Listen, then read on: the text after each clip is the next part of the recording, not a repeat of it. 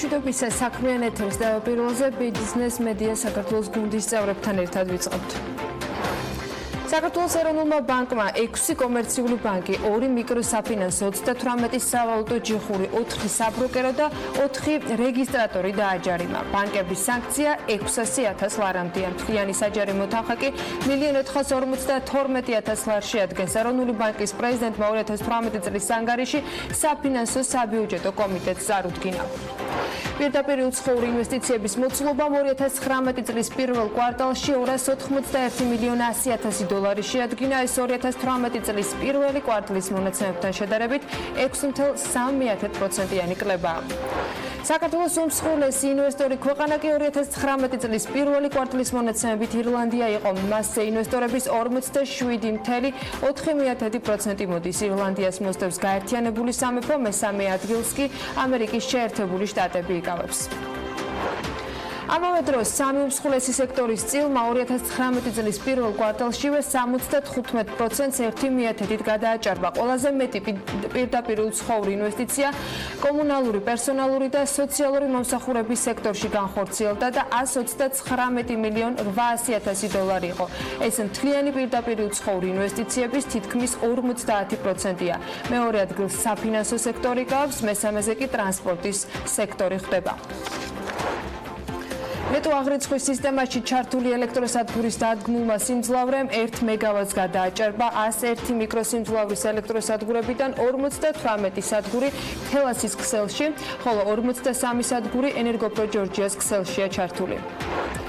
ფაოს სურსათის ფასების ინდექსი, რომელიც სამომხმარებლო კალათის 5 ძირითადი პროდუქტის საერთაშორისო ფასების ცვლილებას ასახავს, მაისში ყველის და სიმინდის ფასების ცვლილების ხარჯზე გაიზარდა და 172.4 ერთეული ქულა შეადგინა, რითაც ამ წლის ყველაზე მაღალ ნიშნულს მიაღწია. ხაჭაპურის ინდექსი კი 2019 წლის მაისში წინა წლის ამავე პერიოდთან შედარებით ასევე გაზრდილია. ერთი სტანდარტული იმერული ხაჭაპურის მომზადების საშუალო ხარჯმა 3 ლარი და 24 თეთრი შეადგინა, რაც აპრილთან შედარებით 6.4%-ით ნაკლებია, ხოლო გასული წლის მაისთან შედარებით 2.4%-ით მეტი. ამ წლის იანვარ-აპრილში სატრანსპორტო დარგების მიერ გადაზიდული ტვირთების მოცულობა 2018 წლის იმავე პერიოდთან შედარებით 300.000 ტონით არის გაზრდილი. იანვარ-აპრილში გადაზიდული ტვირთების საერთო რაოდენობა 11.900.000 ტონა შეადგინა, როცა გასული წლის ამავე პერიოდში 300.000 ტონით ნაკლები ფიქსირდებოდა. სასოფლო-სამეურნეო მიწების რეგისტრაციის რეფორმა შესაძლოა 2020 წლის 1 იანვრამდე გაგრძელდეს. კანონპროექტის მიხედვით რეფორმის დაწყებიდან 2019 წლის მაისის მდგომარეობით 661.100-ზე მეტი მიწის ნაკვეთია ამ დროისთვის რეგისტრირებული. საქართველოს პარლამენტში საპენსიო საბჭოს წევრობის კანდიდატებს მოусმინეს. ნაწილი მათგანი კანონმდებლებს სკაიპით ესაუბრებოდა. ჯორჯია კაპიტალის განცხადებით კი ჯგუფის დირექტორთა საბჭომ დაამტკიცა ცვლილებები 45 მილიონი დოლარის წილის გამოსყიდვაზე, რომელიც გასული წლის 14 ივნისს არის დაწყებული. სილქნეთი ერიქსონთან პარტნიორობით ჯეოსელის ქსელში ახალ 4.9G ტექნოლოგიას ნერგავს და მთელი ქვეყნის მასშტაბით სამუშაობს ინტერნეტის სიჩქარის გასაზრდელად აგრძელებს.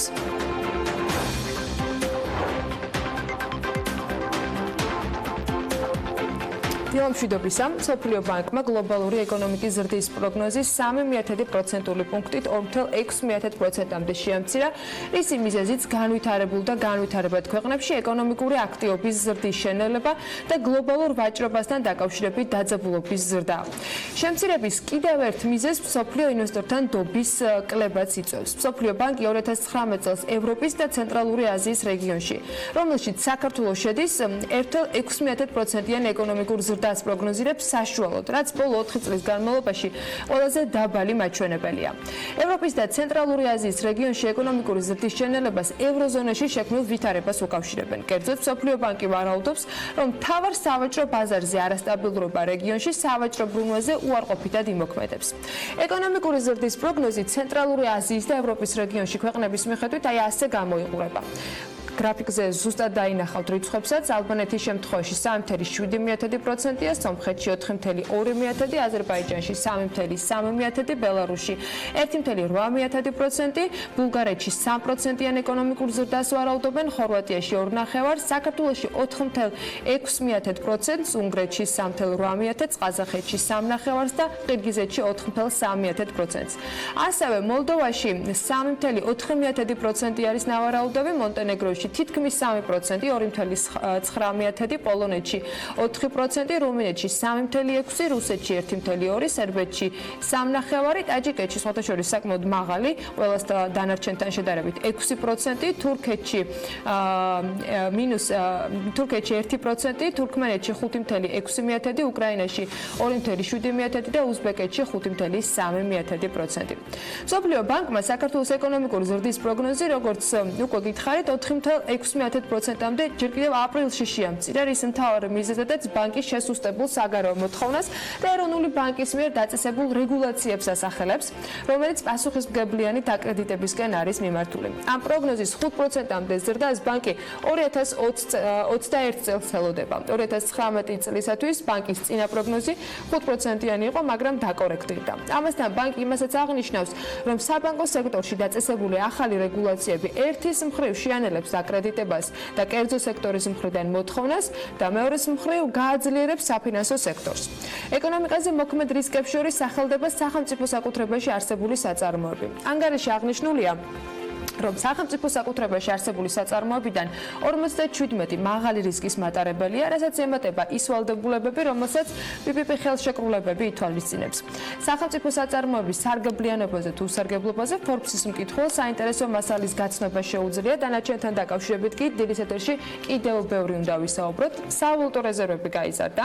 ეროვნული ბანკის სტატისტიკით სარეზერვო აქტივებმა $3.7 მილიარდ გადააჭერბა. წლიური $7 მილიონ დოლარიანი ზრდა დაფიქსირებული. ეროვნული ბანკი საავტო ბაზარზე გასულ კვირაშიც გააქტიურდა და პარასკევს მაგალითად 20 მილიონი შეისყიდა, ხუთშაბათს 10 მილიონი მოიღო ბაზრიდან, თებერვალში ჯამურად 50 მილიონი იყო შესყიდული, რასაც 51 მილიონი ბანკების შეძენილი ოპციონების განაღდებაც მიემატა და 101 გამოვიდა ჯამში. 2019 წლის პირველ ნახევარში ჯამში ეროვნულმა ბანკმა პირდაპირ ინტერვენციების გზით 165 მილიონი დოლარი შეისყიდა. ამასთანავე სებმა 2019 წელს აამოქმედა ვალუტის შესყიდვის ახალი მექანიზმი, რომელსაც სავალუტო ოპციონების აუქციონი ეწოდება და დღემდე 650 მილიონი ლარის ღირებულების ოპციონებია გაყიდული, რის ღირებულებაც დოლარში მთლად 600-მდე ვერ მივიდა, მაგრამ შეადგენს 227 მილიონს. მართალია ოპციონების მოქმედების წესი განსხვავებულია და პირდაპირ ინტერვენციას არ წარმოადგენს, მაგრამ ადრე თუ გვიან ის მაინც მოხდება სავალუტო ბაზარზე და ბაზრიდან დოლარის ამოღებასაც გამოიწვევს. მთლიანობაში პირდაპირ ინტერვენციებით და სავალუტო ოპციონებით ბაზრიდან 400 მილიონი დოლარის ამოღებაა დაგეგმილი. 400 მილიონი დოლარი კი საქართველოს ერთი თვის ექსპორტს და ფულად გზავნილებს ჯამურად აღემატება. BMG მხარს უჭერს ფინანსური სტაბილურობის ყველა შესაძლო კომპონენტის ამოქმედებას და ამაზე Forbes კვირაშიც იყო საუბარი და იმ არც თუ სტაბილურ და ძალიანად მყიფე ურთიერთობების ზღვარზე საერთაშორისო ინვესტორებთან, რაც საქართველოს აქვს. ეს პარამეტრი არის კიდევ ერთი დასტური საქართველოს როგორც სახელმწიფოს ფინანსური სტაბილურობისა, თუმცა რჩება კითხვები. თუ რატომ არის ასტენაში მაგალითად სავალუტო რეზერვების შესყიდვის პოლიტიკა ეროვნული ბანკის ბოლოს წინა განცხადებასთან, როდესაც ლარის ანტირეკორდისას ეროვნულმა ბანკმა ნათლად გვითხრა, რომ და ბაზარზე გაუშვა გზავნილი, რომ რეზერვების აგრესიულ შევსებას მომავალში აღარ გეგმავდა და ერთი კვირის თავზე 30 მილიონით შეივსო რეზერვები. ასეთ დროს არათანმიმდევრული გადაწყვეტილებები ხელს სწორი მოლოდინების შექმნას დიდად არ უნდა უწყობდეს ალბათ. ამ კითხვებზე ნაწილობრივ პასუხი თავისთავად საკუთარი პოზიციიდან კოპა გონეტაძემ გასცა კიდეც. და ეს მაშინ, როცა ეროვნული ბანკის პრეზიდენტმა დეპუტატ ზურაბ ჭიაბერაშვილის კითხვაზე პასუხისას აღნიშნა, რომ ლარის კურსის გამყარების და გაუფასურების პერიოდში ეროვნული ბანკის მიერ სავალუტო რეზერვების შევსებასთან დაკავშირებით არსებობს კონკრეტული პოლიტიკა, რომელსაც ეროვნული ბანკი ამ შემთხვევაში მხარს უჭერს.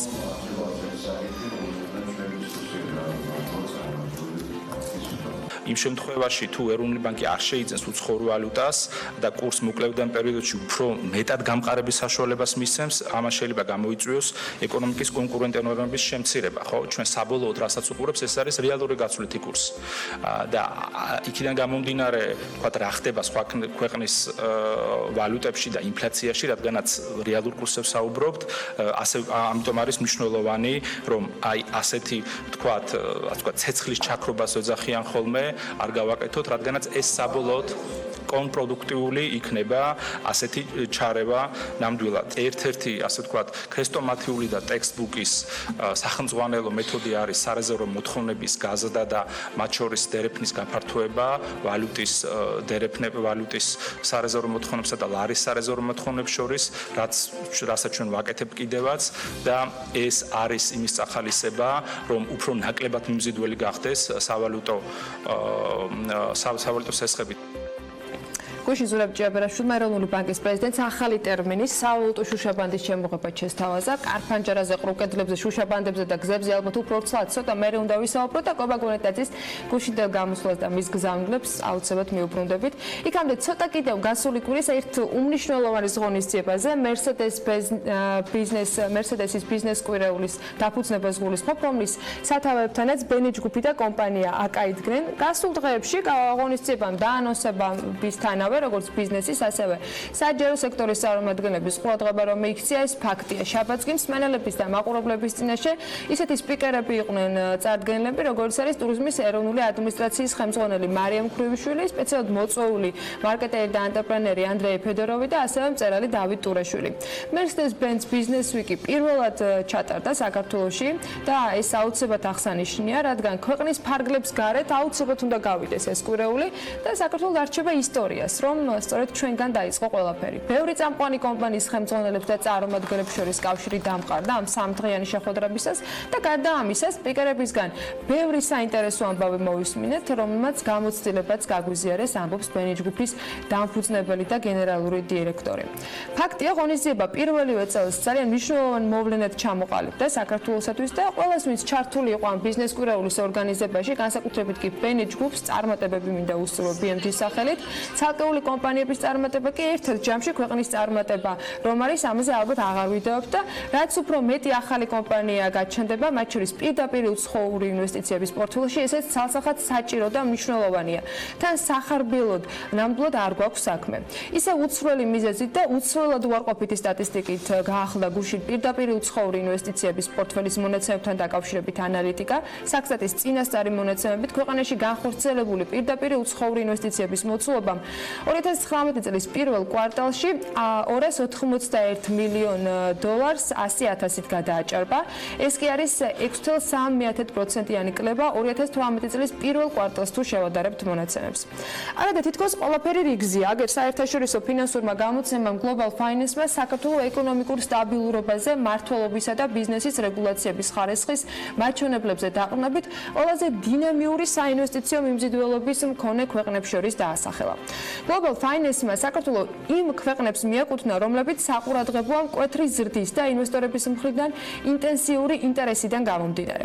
ამ ჯგუფში საქართველოს არის მოწინავე ევროპის ქვეყნებს შორის. Global Finance-ის ამ შეფასებისას გამოყენებული არის 5 ეკონომიკური კომპონენტი. ეს არის მთლიანი შიდა პროდუქტის ზრდის პროგნოზი, პირდაპირ უცხოური ინვესტიციების ცვლილება, კორუფციის აღქმა ქვეყანაში, ქვეყნის კონკურენტუნარიანობა და ბიზნესის კეთების სიმარტივე. ამასთან ეკონომიკური კომპონენტების მიხედვით საქართველოს ტოპ 10 საუკეთესო შედეგის მქონე ქვეყანას შორის ბიზნესის კეთების სიმარტივის და კორუფციის აღქმის კომპონენტის მიხედვით ხვდება და ამ რეიტინგებზეც ბევრი გვისაუბრია.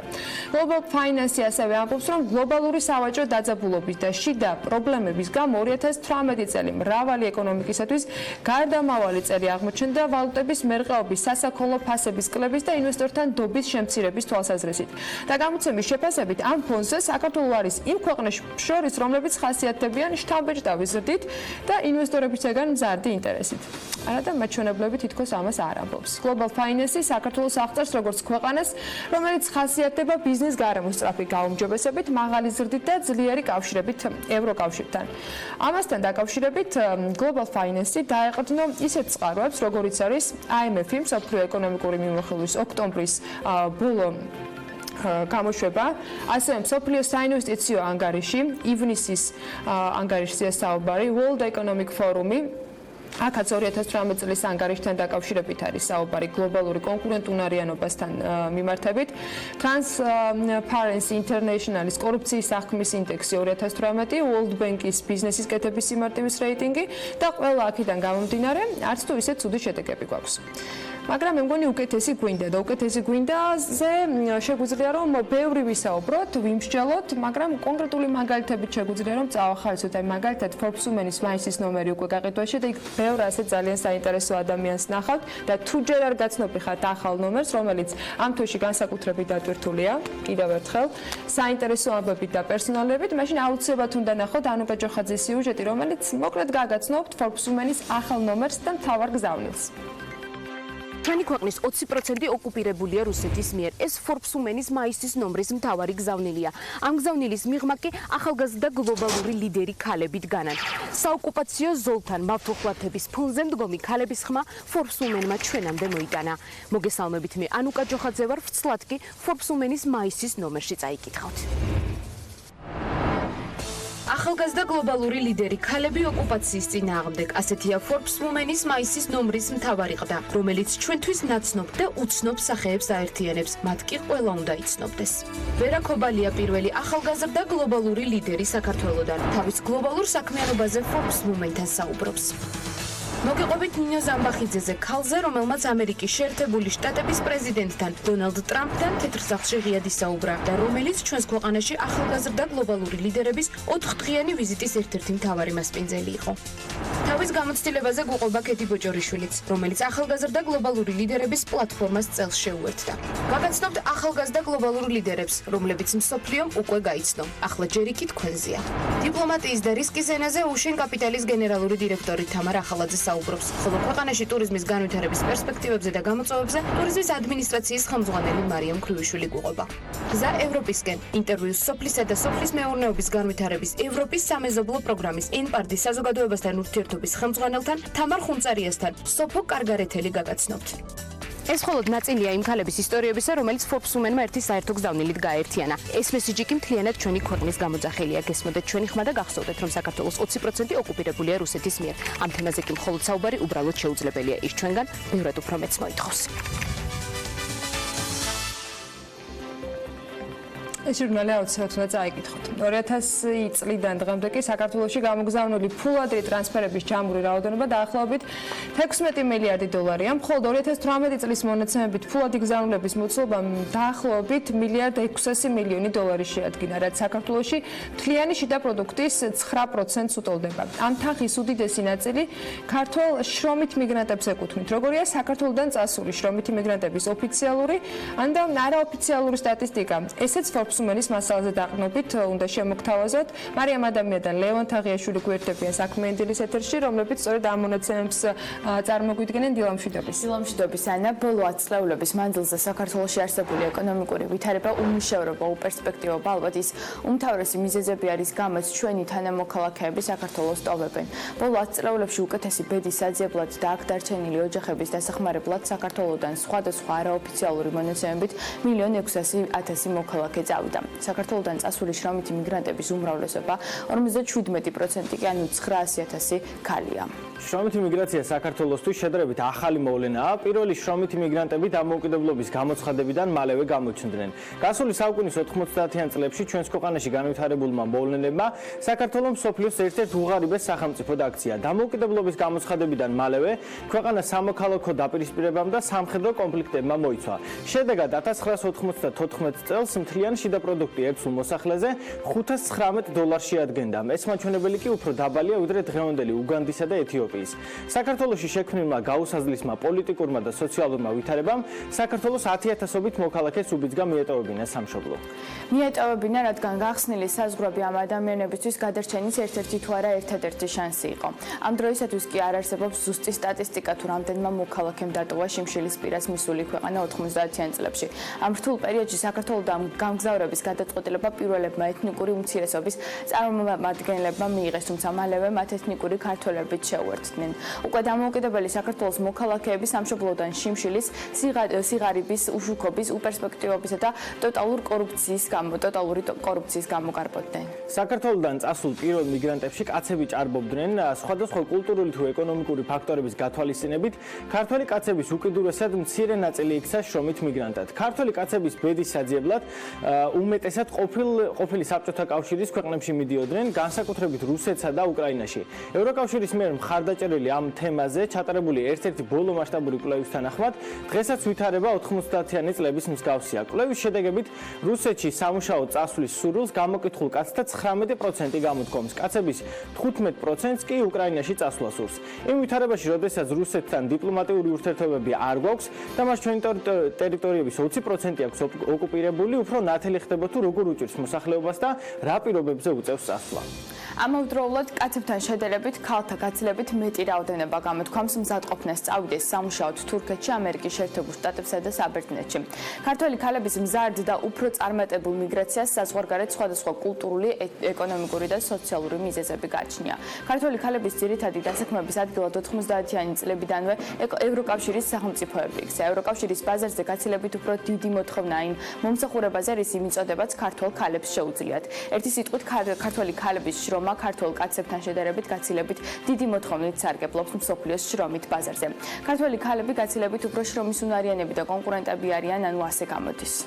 საქმე იმაშია, რომ საქართველოს მსგავსი კულტურის ქვეყანაში ოჯახის მთავარი ფინანსური წყარო ძირითადად კაცი იყო, თუმცა გაუსაძლისმა პერიოდმა ქართველი ქალები იძულებული გახდა და ახალი ფუნქცია შეეთავსებინათ, რათა უბრალოდ ფიზიკურად გადარჩენილიყვნენ. რაც შეეხება ქართველი ქალების ძირითად პროფესიას ემიგრაციაში, შრომითი მიგრანტები საზღვარგარეთის შრომით ბაზარზე ძირითადად დამხმარე პერსონალის, მომლველის, ძიძის და მზარეულის როლში გვევლინებიან. ხოლო როცა საქართველოს შიმშილის პირას მივიდა სრულყოფილ პიროვნულ განვითარებასა და თავისუფალ არჩევანს მოკლებული ჭრილში და სამზარეულოში მყოფი ქართველი ქალების მნიშვნელობა მთელმა ქვეყანამ სწორედ მაშინ დაინახა. გაუსაძლისი სიღატაკის პირას მყოფი ქართველი ოჯახების გადარჩენის მისია საკუთარ თავზე უმთავრესად ქალებმა იკისრეს. ქართველი ქალების მნიშვნელოვანი ნაწილი საზღვარგარეთ არალეგალურად იმყოფება, ხშირია შემთხვევები, როდესაც საკუთარ ოჯახს წლების განმავლობაში ვერ ნახულობენ. დღეს უკვე ამ ქალების რუტინა უცხო მიწაზე, უცხო ოჯახის მოვლაა, თუმცა ამ ქმედებასაც საფუძვლად საკუთარ ოჯახზე ზრუნვის მოტივი უდევს. სხვა სიტყვებით რომ ვთქვათ, ქართველი ემიგრანტი ქალების მიერ გამოგზავნილი ყოველი ევროსა და დოლარის უკან მათი გაყიდული ზრუნვა დგას. გარდა ეკონომიკური სიდუხჭირისა, ქართველი ქალების სამშობლოდან წასვლის კიდევ რამდენიმე მიზეზზე შეიძლება ვისაუბროთ, მათ შორის ოჯახურ ძალადობაზე, შევიწროებასა თუ თავისუფლების შეზღუდვაზე და ასე შემდეგ. თუმცა აქვე აღნიშნავ, რომ თაობათა ცვლის პერიოდში სიტუაცია ბევრად გაუმჯობესებულია და ფაქტია, რომ სახარბელო სიტუაცია არ გვაქვს, თუმცა ვითარება უკეთესობისკენ მიდის. მადლობა ლევან, მადლობა მარიამ, საინტერესო მიმოხილვისათვის, სხვა დანარჩენისათვის, როგორც გითხარით, აუცილებლად ჟურნალს უნდა გაეცნოთ. ჩვენ კი ახლა ბიზნესი ახლებების დრო გვაქვს საქმიანი დილის ეთერში. მცხეთის პოლიციის სამმართველოში ყაზბეგში ვერტფრენის ჩამოვარდნის საქმეზე ყაზბეგი რომსის 6 თანამშრომელი გამოიკითხა. ეროვნული ბანკის შემდეგ პარლამენტ შესაბამის ანგარიშს აუდიტის სამსახური წარუდგენს, მათ 25 ფინანსური და 53 შესაბამისობის აუდიტი ჩაატარეს და ანგარიშის მიხედვით გამოვლენილი დარღვევების ჯარმურმა მოცულობამ 66 მილიონი ლარი შეადგინა. სახელმწიფო აუდიტის სამსახურის ბიუჯეტის 2019 წლის 3 თვის მონიტორის მონაცემების თანახმად კი პრემიებზე 1.200.000 ლარია დახარჯული, რაც 47%-ით მეტია 2018 წლის 3 თვესთან შედარებით. სახელმწიფო ქონების პრივატიზება საბაზრო ღირებულებაზე დაბალ ფასად, საიჯარო ქირის გარეშე სახელმწიფო ქონების სარგებლობაში გადაცემა, შესრულებულ სამუშაოებზე საბაზრო ღირებულებაზე მეტი ოდენობით თანხის ანაზღაურება, მომწოდებლებისათვის საჯარიმო სანქციის ამ პირგასამტეხლოს დაუკისრებლობა, მომწოდებლის მიერ შეუსრულებელი ან ნაწილობრივ დასრულებული სამუშაო. ეს იმ დარღვევების მხოლოდ ნაწილია, რომელიც სახელმწიფო აუდიტმა საჯარო უწყობებში აღმოაჩინა. აუდიტის სამსახურმა 25 ფინანსური და 53 შესაბამისობის აუდიტი ჩაატარა და ანგარიშის მიხედვით გამოვლენილი დარღვევების ჯამური მოცულობა 66 მილიონი ლარია. საქართველოში კი ადმინისტრაციული ხარჯები გაიზარდა. სახელმწიფო აუდიტის სამსახურის ბიუჯეტის 2019 წლის 3 თვის მონიტორის მონაცემებს თუ ჩავხედავთ, აღმოვაჩენთ, რომ პრემიებზე 1.200.000 ლარი დაიხარჯა და ეს არის 47%-ით მეტი, ვიდრე გასული წლის იმავე პერიოდში. გაზრდილია ჯამური შრომის ანაზღაურებაც 335.200.000 ლარიდან 365.800.000 ლარამდე. მონიტორინგის მიხედვით თანამდებობრივი სარგოს ხარჯი 216.600.000 ლარია, 2018 წლის ანალოგიურ პერიოდში კი ეს 228.800.000 ლარს შეადგენდა. ამავდროულად 44.400.000 ლარიდან 59.300.000 ლარამდეა გაზრდილი შტატგარეშეთა შრომის ანაზღაურების ხარჯი. საჯარო სამსახურში დასაქმებულებმა დანამატების სახით ბიუჯეტიდან 48.5 მილიონი ლარი მიიღეს, ეს კი 2018 წლის 3 თვეში 44.300.000 ლარი იყო. ბიუჯეტს უფრო მეტი უჯდება სახელმწიფო ჩინოვნიკების მივრინებებით, თუ ეს მაჩვენებელი 2018 წლის 3 თვეში იყო 16.700.000, წელს 18.300.000 ლარს მიაღწია ამ ხარჯმა. საქართველოს სახელმწიფო საპენსიო სააგენტოში ამ დროისთვის 203 მილიონი ლარია მობილიზებული. კანონის მიხედვით ამ თანხის სამართავად საპენსიო სააგენტოს სპეციალური საინვესტიციო საბჭო სჭირდება, რომელმაც ინვესტირების სტრატეგია უნდა მოამზადოს. ამ საბჭოს წევრებად სპეციალურად შერჩეული კომისიიდან 5 კანდიდატია წარდგენილი, რომელთაც კენჭი საქართველოს პარლამენტმა უნდა უყაროს და შესაბამისმა კომისიამ საინვესტიციო საბჭოში შესვლისათვის შემდეგი კანდიდატურები წარმოადგინა. ეს არის დავით ციკლაური 3 წლით, ჟან ფრედერიკ პოლსენი ასევე 3 წლის ვადით, ოლივიე რუსო 5 წლის ვადით, ტიმო ვირერ კენტა 5 წლის ვადით, მაიკლ რიდლი 5 წლის ვადით, ასევე წარმოშობით ერთადერთი ქართველი კანდიდატი დავით ციკლაური 2019 წლის აპრილის ჩათვლით საქართველოს ბანკის გენერალური დირექტორის მოადგილის პოზიციაზე მუშაობდა. გუშინ უსმენდნენ ამ კანდიდატებს საქართველოს პარლამენტში და მათ ნაწილთან გასაუბრება Skype-ის დახმარებით მოხერხდა. ფაოს სურსათის ფასების ინდექსი, რომელიც საომხმარებლო კალათის 5 ძირითადი პროდუქტისაგან შედგება, საერთაშორისო ფასების ცვლილებას ასახავს. მაისში ყველის და სიმინდის ფასების ცვლილების ხარჯზე გაიზარდა და 172.4 ერთეული ქულა შეადგინა, რითაც ამ წლის ყველაზე მაღალ ნიშნულს მიაღწია. აპრილის თვესთან შედარებით, მაისში ფასების ინდექსი 1.2%-ით არის მომატებული, თუმცა ეს მაჩვენებელი წინა წლის ამავე პერიოდის ნიშნულთან შედარებით არის თითქმის 2%-ით ნაკლები. 1.9%-ით. გაეროს სურსათის და სოფლის მეურნეობის ორგანიზაციის ინფორმაციით, ბოლო 5 წლის განმავლობაში ყველაზე მაღალ ნიშნულს მიაღწია ფაოს რძისა და რძის პროდუქტების ფასება, რომელიც აპრილის თვესთან შედარებით 5%-იან მატებას აჩვენებს. ჯავახეთში ნინოწმინდის მუნიციპალიტეტში ფარავნის ტბასთან და წმინდა ნინოს მონასტერთან ტურისტული ინფრასტრუქტურის მოწყობა და იგეგმა უკვე დასრულებულია საპროექტო სამუშაოები და მუნიციპალური განვითარების ფონდმა სამშენებლო ტენდერი გამოაცხადა. შესყიდვის სავარაუდო ღირებულება კი 3.50.000 ლარია. დღეს როცა მომხმარებელი უფრო მობილურია და სხვადასხვა პროცესებში დროის დაკარგვა არ სურს, მომენტალური დიდ მნიშვნელობას იძენს. Space მომხმარებლებს მომენტალური სერვისის მიღების საშუალებას აძლევს. ციფრული ბანკის უპირატესობაზე TBC ბანკის გენერალურმა დირექტორის მოადგილემ ნიკა ქურდიანმა ლონდონში ინვესტორებთან ისაუბრა. Space 8 თვის თავზე 397.000 ჩამოტვირთვით, 115.000 რეგისტრირებული მომხმარებლით, მათ შორის 15.000 აქტიური მომხმარებლით და 64.000 გამოშვებული ბარათით არის წარმოდგენილი ბაზარზე. ბათუმში ხახულისა და გაგარინის ქუჩების კვეთაზე თეგეტა მოტორსის ახალი რეგიონალური ავტოსერვისის ცენტრი გაიხსნა, ფილიალის სრული ფართობი კი 10.641 კვადრატული მეტრია. ის აღჭურვილი არის უახლესი ავტოსერვისის მანქანათანადგარებით და მოემსახურება როგორც მსუბუქ და სატვირთო ავტომობილებს, ასევე სპეცტექნიკას. სერვის ცენტრში განთავსებული არის მომსახურების 45 ადგილი ჯამში, რაც იძლევა საშუალებას ერთდროულად 26 მსუბუქ და 9 სატვირთო ავტომობილს მოემსახურონ. სერვის ცენტრში 100 ადგილობრივია დასაქმებული. კომპანია კულამ ახალციხეში ბიოწვენების საწარმოს მშენებლობა დაასრულა. BMG-სთან კომპანიის გენერალური დირექტორი ვანო გოგლიძე ამბობს, რომ ქარხნის მშენებლობაზე 3 მილიონი ლარის ინვესტიცია განხორციელდა. მეწარმე აღნიშნავს, რომ პროდუქცია ძირითადად საექსპორტოდ იქნება გათვლილი. ბიოწვენების საწარმო, რომლის ექსპლუატაციაში გაშვება სექტემბერში, გეგმება სეზონზე დაახლოებით 500 ტონა ნედლეულს გადაამუშავებს. Coca-Cola-ს ახალი ქარხანა დეკემბერში გაიხსნება. თემურ ჭყონიას ინფორმაციით, საწარმო თანამედროვე დანადგარებით და მოდელით უნიკალური იქნება და მისი მასშტაბებიდან გამომდინარე კომპანიას დამატებითი თანამშრომლებიც სჭირდება. Coca-Cola Bottlers Georgia-მ ქარხნის მშენებლობა მუხრანის ველზე 2018 წლის შემოდგომაზე დაიწყო. საწარმოს საერთო ფართობი კი 18000 კვადრატული მეტრია, სადაც სხვა ნაგებობებთან ერთად კომპანიის ახალი სათაო ოფისიც განთავსდება. ბიზნესმენი აცხადებს, რომ ქარხნის მშენებლობაზე უკვე $22 მილიონ მეტია დახარჯული და ეს თანხა მზარდია. მისივე ინფორმაციით კომპანიას ახალი თანამშრომლები სჭირდება და შესაბამის კადრებს ეძებს. ჭყონია ამბობს, რომ ახალ თანამშრომლებს ეძებენ მარკეტინგში და ასევე სჭირდებათ გოგონები, რომლებმაც მანქანის ტარება იციან და ქსელში მუშაობას შეძლებენ. ბიჭების იმედი აღარ მაქვს, ამბობს ჭყონია, სხვათაშორის ეს მისი სიტყვები არ დავიმატებია მე. როგორც Coca-Cola Bottlers Georgia-ს დამფუძნებელი აღნიშნავს, საწარმოში ვიზიტორთა ოთახებიც უნდა მოეწყოს, სადაც როგორც კომპანიის ისტორიის, ისე წარმოების გაცნობასაც შეძლებენ. თანამედროვე სამყაროში არიან ადამიანები, მილიონერები, რომლებსაც იმდენი ფული აქვთ, რომ უბრალოდ არ იციან როგორ დახარჯონ. ეს კითხვა ცოტა გასაკვირია. ასეთ სამყაროში მთლიანი მოსახლეობის 1% ცხოვრობს და ისინი ფლობენ რეკორდული რაოდენობის ქონებას. მათი უმეტესობა კი ამერიკიდან არის. საინტერესოა, სად მიდის ამდენი ფული და რაოდენობის ქონებაზეა საუბარი. უმცირესობაში მყოფ 1%-ს გავპიროვნებულად და მათ შემოსავლებს მარიამ ადამია გაგვაცნობს.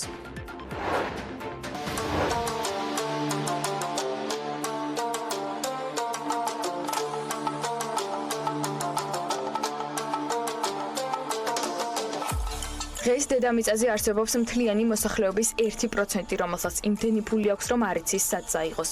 მათი რეკორდული რაოდენობის თანხა უფრო ზუსტად კი $3 მილიარდ 900 მილიონი უბრალოდ უფუნქციოა. ანუ იმ დროს, როდესაც შემოსავლები სამყაროში არათანაბრად არის გადანაწილებული და როცა სიღარიბის მაჩვენებლები ზღვარს ცდება, პარალელურად არიან ადამიანები, რომლებიც უზარმაზარ ქონებას ფლობენ, თუმცა ვერ ხარჯავენ. სტატისტიკის თანახმად, გასულ წელს ამერიკულმა კომპანიებმა რეკორდული მოგება ანახეს და $2 ტრილიონ 300 მილიარდი გამოიმუშავეს. ქვეყნის სიმდიდრე კი ამ დროს 6 ტრილიონით გაიზარდა და 98.2 ტრილიონს გაუტოლდა, რომლის 40% იმ ადამიანებზე მოდის, რომელთა ქონება $100,000-ზე მეტია. ამიტომაც მსოფლიოს ყველაზე მდიდარი ადამიანების უმეტესობა ამერიკელია. საინტერესოა, სად მიდის ამდენი ფული. საერთაშორისო სავალუტო ფონდის მონაცემებით, უმსხვილესი კორპორაციებისა და კომპანიების მფლობელები და დირექტორები მთელი მსოფლიოდან გამომუშავებული თანხის ბიზნესში ჩაბრუნების ნაცვლად აქციებს ყიდულობენ. მათ შეუძლიათ გადაუხადონ დასაქმებულებს მეტი ხელფასი, თუმცა არჩევანი საბოლოოდ საფონდო ბირჟაზე კეთდება. შედეგად 2018 წლის შენაძენთა უმეტესობა რეკორდული იყო და ტრილიონს გადააჭარბა. მიმდინარე წელს კი ბიზნესმენები ამ რეკორდის მოხსნას გეგმავენ, თუმცა მათ შემოსავლებს ეს მაინც არ დააზარალებთ, რადგან სულ მცირე $3 მილიარდი მაინც რეზერვებში აქვთ. საგულისხმოა ის ფაქტიც, რომ ადამიანებმა 10-ციფრიანი ქონება ძირითადად ფინანსური კრიზისის შედეგად დააგროვეს და ეს იყო მკვეთრი ნახტომი, რადგან 15 მილიარდიდან პირდაპირ 100 მილიარდამდე ავიდნენ. შედეგად კი დედამიწაზე გვყავს ადამიანების 1%, რომლებსაც იმაზე მეტი ფული აქვთ, ვიდრე მათი დახარჯვა უწევთ. თუკი აღნიშნულ 1%-ს გავაპიროვნებთ, შეგვიძლია ვთქვათ, რომ მსოფლიოს ყველაზე მდიდარი ადამიანი ჯეფ ბეზოსია. Amazonis დამფუძნებლის ქონება Forbes-მა $121 მილიარდ შეაფასა. სიაშია Microsoft-ის დამფუძნებელი Bill Gates-ის 96.9 მილიარდით. Warren Buffett-ის ქონება 92.9 მილიარდს უტოლდება, ყველაზე მდიდრების ხუთეულში კი ბერნარ არნო და კარლოს სლიმ ელუც სახელდება 95 და 64 მილიარდი დოლარის ქონებით.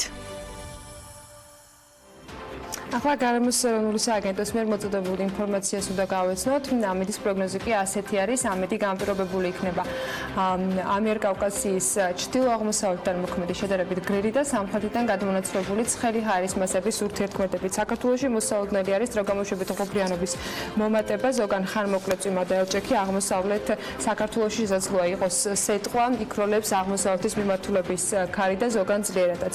სოხუმში მაგალითად უნალექოთ ჩაივლის დღე და დღის განმავლობაში მაქსიმალური ტემპერატურა 33 გრადუსი იქნება, ბათუმში 30 გრადუსს მიაღწევს ტემპერატურა, ისევ როგორც ქობულეთში, ქუთაისში კი 36 გრადუსამდე გათბება ჰაერი. ზუგდიდში უმეტესად უნალექო დღე არის, ნავარაუდები და 38 გრადუსი იქნება, ანაკლიაში 36, ოზურგეთში 37 და ონში ხანმოკლე წვიმის ფონზე 35 გრადუსი დაფიქსირდება. გორში 33 გრადუსამდე გათბება ჰაერი, ცხინვალში 32 გრადუსი იქნება, მარნეულში 34 და რუსთავში ასევე ასევე 34 გრადუსი, სხვათა შორის ორივეგან შესაძლოა იყოს მცირე წვიმა. ახალციხეში ასევე დღის მეორე ნახევრიდან ხანმოკლე წვიმას ვარაუდობენ და მაქსიმალური ტემპერატურა 32 გრადუსი იქნება. ბორჯომში დღის მეორე ნახევრიდან წვიმის და ელჭექის ფონზე 31 გრადუსს მაინც მიაღწევს ტემპერატურა და ბაკურიანში 27 გრადუსია ნავარაუდები. ახალ ქალაქში 28 გრადუსი დაფიქსირდება, აქაც წვიმა არის მოსალოდნელი დღის მეორე ნახევარში, სტეფანწმინდაში მაქსიმუმ 22 გრადუსი იქნება დღის განმავლობაში. თელავს რაც შეეხება ხანმოკლე წვიმის და ელჭექის ფონზე, დღის განმავლობაში მაქსიმალური ტემპერატურა იქნება 31 გრადუსი. თბილისში დროგამოშვებით ღრუბლიანობა მოიმატებს, დედაქალაქში ხანმოკლე წვიმა, ელჭექით ნავარაუდები, იქროლებს სამხრეთ-აღმოსავლეთის მიმართულების ქარი და მაქსიმუმ 33 გრადუსს მიაღწევს ტემპერატურა. არ ვიცი როგორი ამინდი იქნება ამერიკაში, მაგრამ განწყობა რომ მშვენიერი აქვს ნინო ლონგურაშვილს, ეს ფაქტია. გუშინდელი ჰოლივუდური შთაბეჭდილებების მიუხედავად, გადაწყვიტა პირობა არ დაერღვია და საქმიანი დილის მაყურებელი დილიდან კარგად ნაცნობი მულტიპლიკაციების თუ ფილმების შემქმნელი, ერთ-ერთი უძველესი და კარგად ნაცნობი ვორნერ ბრაზერსის პავილიონის დათვალიერებით საქმიანი დილის მაყურებლისათვის წარმოდგენილი ყოფილიყო და ახლა ნინი გვაჩვენებს რა ხდება გადასაღებ მოედნებზე. დილამშვიდობის ანა, მივესალმებით საქმიანი დილის მაყურებელს და როგორც დაგგვერდით, პატარა ექსკურსიას ჩაგიტარებთ ვორნერ ბრაზერს სტუდიაში. მე ამისთვის ძალიან ცოტა დრო მაქვს, გამომდინარე იქიდან რომ აქ მიმდინარეობს ფილმის გადაღება, ცხადია არ გვეუბნებიან რა ფილმი არის, მაგრამ ვიცი ის რომ ჯეისონ სტეთემს იღებენ ამ წუთებში და ის სადღაც აქ არის ჯეისონი, მაგრამ სამწუხაროდ არ მაქვს მისი ნახვის საშუალება, რადგან დაცვა არის ძალიან ისე კაცრად მობილიზებული. მოკლედ ვორნერ ბრაზერს სტუდიო 1923 წლიდან არის ჰოლივუდში, ასევე 1923 წლიდან Disney Studios და ყველაზე ძველი არის Universal Pictures-ი, ის არის 1912 წლიდან ჰოლივუდში. ძალიან დიდ ტერიტორიაზე არის Warner Brothers Studio, აქ არის 50-ზე მეტი stage-ი და ამაზე დიდი არის როგორც ვიცი Universal Pictures-ი. მოკლედ Warner Brothers-ს აი ამ პავილიონებში ძალიან ბევრი ქალაქი არის მოწყობილი რეალურად. ანუ აქ არის ნიუ-იორკი, გერმანიის სხვადასხვა ხალხიან ფილმის სინემაში რა ქალაქი ჭირდება. ძალიან მარტივად შეუძლიათ ის ქალაქი აწყონ და გადაიღონ აქ ფილმის სიუჟეტი. ანუ ამას რატომ დაუბრუნდით? ჩვენ რო გონია რომ პირობითად ჯესიკა პარკერი ნიუ-იორკში იგივე კეით ბლანშეტი ნიუ-იორკის ქუჩებში დადეს ამ დროს არა, ის ლოს-ანჯელესში Warner Brothers Studios პავილიონში. აი მაგალითად ნიკოლას კოლაცენოს შენობაც ეს არის შენობა, ეს არის ბუტაფორია, შეიძლება ითქვას და აი ამ შენობაზე ძალიან მარტივად არის შესაძლებელი რომ პროდიუსერებმა და რეჟისორებმა ეს შენობა გადააკეთონ როგორც კაზინო, ოპერა, თეატრი, ნებისმიერი ლავირების საშუალებას იძლევა. ეს არის ყველა შენობა აბსოლუტურად. ყველაფერზე შეუძლიათ სხვადასხვა დეკორაციები გააკეთონ იმ მომენტში ფილმი რა სიუჟეტს და რა კადრს მოითხოვს. აი ასეთი ეს არის Warner Brothers Studio, ეს არის ბრენბუკი, ესე ქვია ქალაქ, სადაც ყველა სტუდიოს აერთიანებს ეს ქალაქი.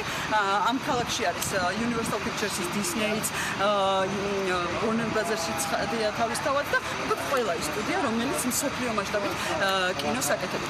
აი ასეთი არის მოკლედ Warner Brothers Studio ჰოლივუდში და მე შევეცდეთ კიდევ ერთი ჩარტვა გავაკეთო სანამ ლოს-ანჯელესში ვიმყოფებით და კიდევ უფრო მეტი ინფორმაცია მოგაწოდოთ რა ხდება ჰოლივუდში, რა ხდება ლოს-ანჯელესში, მაშინ როცა ჩვენ ამ ყველაფერს კინოში ვუყურებთ და ამ დროს კადრის მიღმა თურმე როგორ იღებენ და როგორ მუშაობენ ეს ადამიანები.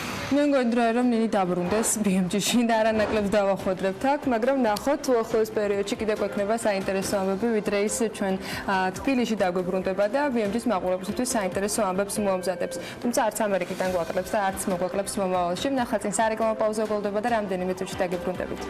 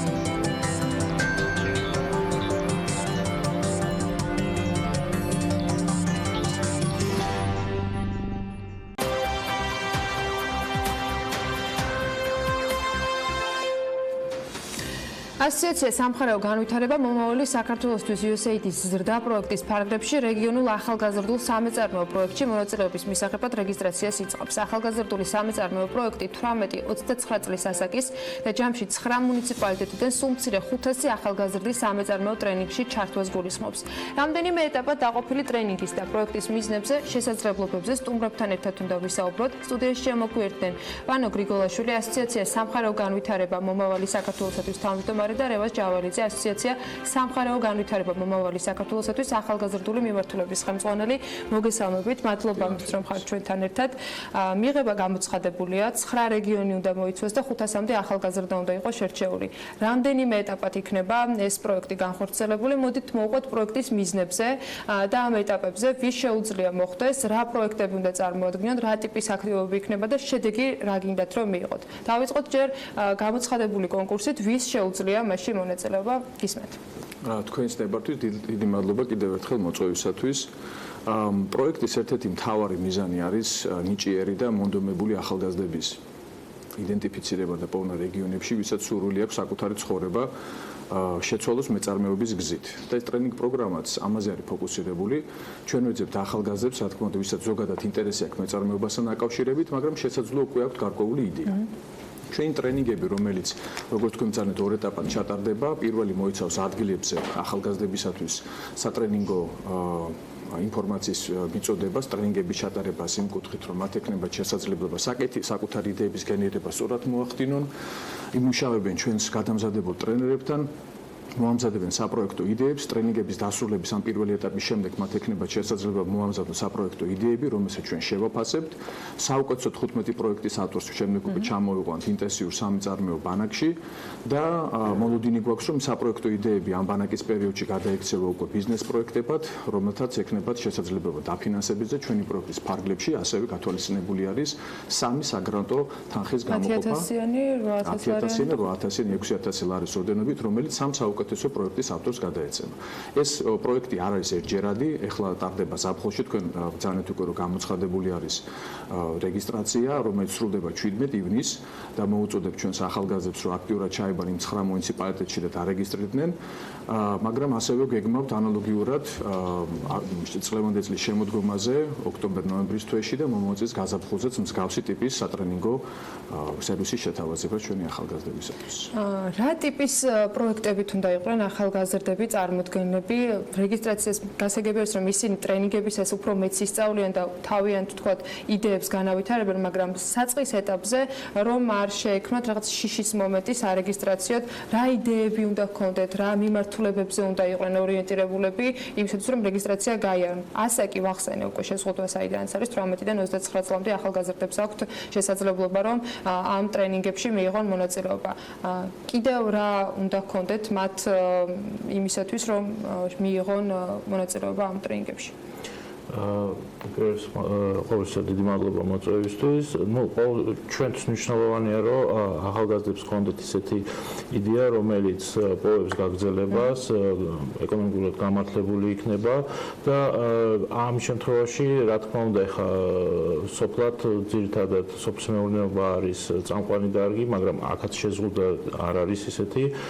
ჩვენთვის ისევ და ისევ მნიშვნელოვანია, რომ რეგიონებში ესე ვთქვათ გამოცოცხლდეს ეკონომიკური ცხოვრება, მნიშვნელოვანია, რომ მათი ჩართულობა იყოს აქტიური და რაც მთავარია, მიიღონ ის უნარჩვევები, რომელიც ესე ვთქვათ ბიზნესის პროექტები უნდა იყოს რეგიონებზე ორიენტირებული, თუ ამ ადამიანებს შეიძლება გქონდეთ რაღაცა სხვა მიმართულებითაც იდეები. რა თქმა უნდა, შეიძლება იყოს, როგორც აქ რესურსიდან გამომდინარე, რა თქმა უნდა, რეალისტური, ესე ვთქვათ, მიდგომა უნდა იყოს გამოვლენილი.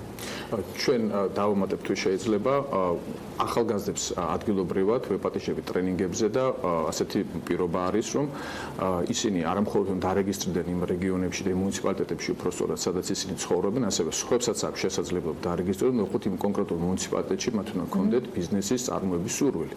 შესაბამისად, თუ კი საუბარია თქვათ ან ზუგდიდზე, ან კასპზე, ან გორზე, არ არის სავალდებო რომ ახალგაზრდები ფაქტურად იქ ცხოვრობდნენ, მაგრამ შეიძლება წარმოშობით იყვნენ ამ მუნიციპალიტეტებიდან, დღეს თბილისში სწავლობდნენ პირობითად, მაგრამ სურვილი აქვს რომ ადგილობრივ ეკონომიკაში თავისი წვლილი შეიტანონ. შესაბამისად ჩვენ მათ ვთავაზობთ შესაძლებლობას რომ მოიფიქრონ ის პროექტები, რომელიც კონკრეტულად ამ მუნიციპალიტეტებში ბიზნესის განვითარების შესაძლებლობას მისცემთ. ახლა ეტაპებზე ვისაუბროთ. იმ მოკლე ვადაში, რასაც ეს ტრენინგები მოიცავს, რას ისწავლიან, როგორ შეიძლება მათი პროექტები დაიხოცოს, ვინ იქნებიან მათი მენტორები, ლექტორები, აი რა კონდიციამდე უნდა მივიდეს პირველი ფაზის დასრულების შემდეგ პროექტები, რომელსაც ახალგაზრდები წარმოადგენენ. გეტყვით ასეთ რაღაც, ჩვენ არ ვთხოვთ ახალგაზრდებს რომ რაღაც გრანდიოზულად გაწერონ ყველაფერი დეტალურად. ბიზნეს გეგმა იყოს და ფინანსური თქვათ აღრიცხვა. სატრენინგო მოდული მოიცავს იმას, რომ უპირველეს ყოვლისა ახალგაზრდებთან ხდება კომუნიკაცია. თქვენ ახსენეთ შიშის ფაქტორი, რომელიც ძალიან ხშირად არის ერთ-ერთი დამაბრკოლებელი, როცა ახალგაზრდებს სურვილი აქვთ რაღაც გაკეთების, მაგრამ ეს ყოველთვის არ მხოლოდ ახალგაზრდებს აბსოლუტურად გეთანხმებით, მაგრამ არის ასევე სიზარმაცეც, იმიტომ რომ გარკვეულწილად ინფორმაციის არ ქონაც განაპირობებს იმას, რომ მათ არ აქვს შესაძლებლობა ან სურვილი, რომ მაინდა-მაინც აქტიურები გახდნენ ამ მიმართულებით. ჩვენ შევეცდებით და ვცდილობთ კიდევაც ამ პროექტის ფარგლებში, რომ უპირველეს ყოვლისა ვებრძოლოთ შიშს, ვებრძოლოთ სიზარმაცეს, მივაწოდოთ ინფორმაცია იმის შესახებ, თუ რას ნიშნავს მეწარმეობა, ასევე დავიხმაროთ, თუმცა კარგად გაიაზრონ რა უნარჩვევებია საჭირო იმისათვის, რომ მეწარმედ იწოდებოდე და მეწარმე გახდე. და ვეხმარებით მათ შემდეგ ძალიან მარტივად განახორციელონ საკუთარ იდეის გენერირება და მისი ნარატივის მომზადება. ამის შემდეგ უკვე ჩვენ გვაქვს მეთოდოლოგია, რომლის მიხედვითაც ჩვენ შევაფასებთ ყველა ამ პროექტს და შეფასდება სხვადასხვა მუნიციპალიტეტში პარალელურად მიმდინარე პროექტები და როგორც ვახსენე, საუკეთესო 15 იდეის ავტორი ან ავტორთა ჯგუფს მივიწვევთ უკვე ეგრეთ წოდებულ ბუთკემპში. მე ვახსენე, რომ ეს არის ინტენსიური სამეწარმეო სატრენინგო ბანაკი, სადაც დავეხმარებით, რომ ეს პროექტები უკვე გარდაიქცეს ბიზნესად, გარდაიქცეს ბიზნეს პროექტებად უბრალოდ ეს იდეები.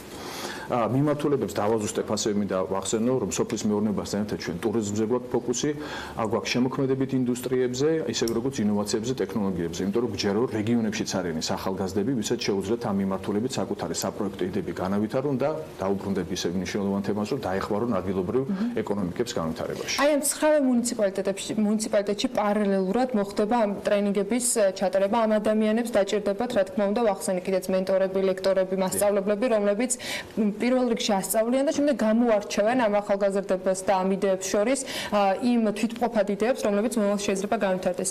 ვინ არიან ის ადამიანები, ვინც მათ გადამზადებას და ინფორმირებას უზრუნველყოფენ?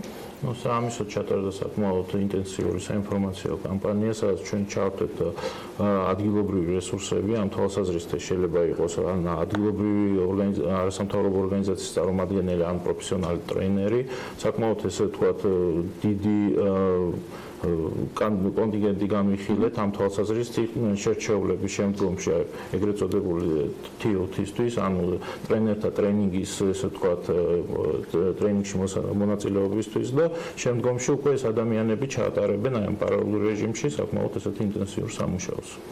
პროგრამაში რომელიც თქვენ გაქვთ, დიახ, თუ შეიძლება დავამატებ ასევე ერთ რაღაცას, ჩვენ აქტიურად თანამშრომლობთ გაეროს ინდუსტრიული განვითარების ორგანიზაციასთან, რომლის სახელმძღვანელოც, ეს სამეწარმეო სახელმძღვანელოც გამოვიყენეთ, მისი ადაპტირება გავაკეთეთ საქართველოს რეალობაზე, თარგმნით კიდევაც და მის საფუძველზე მოხდა როგორც ტრენერთა გადამზადება და ამის საფუძველზე ასევე მოხდება ახალგაზრდების მომზადებაც. ეს ძალიან კარგი რესურსი არის, რომლის ასე ვთქვათ დეპოზიტარი ჩვენი ორგანიზაცია ამ შემთხვევაში და ვცდილობთ რომ ამ toolkit-ის გამოყენებით ახალგაზრდებს რაღაც სხვანაირი კუთხით შევახედოთ, თქვათ მეწარმეობა, დავანახოთ უბრალოდ მეწარმეობა.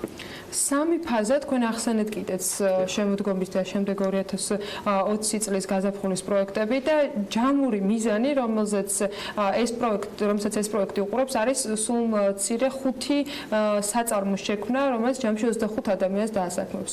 ეს მიზანი რამდენად რეალისტურად გეჩვენებათ, რამდენად გაქვთ მოკვლეული თუნდაც რეგიონებში ახალგაზრდების პოტენციალი და მათი ინტერესები მეწარმეობასთან დაკავშირებით?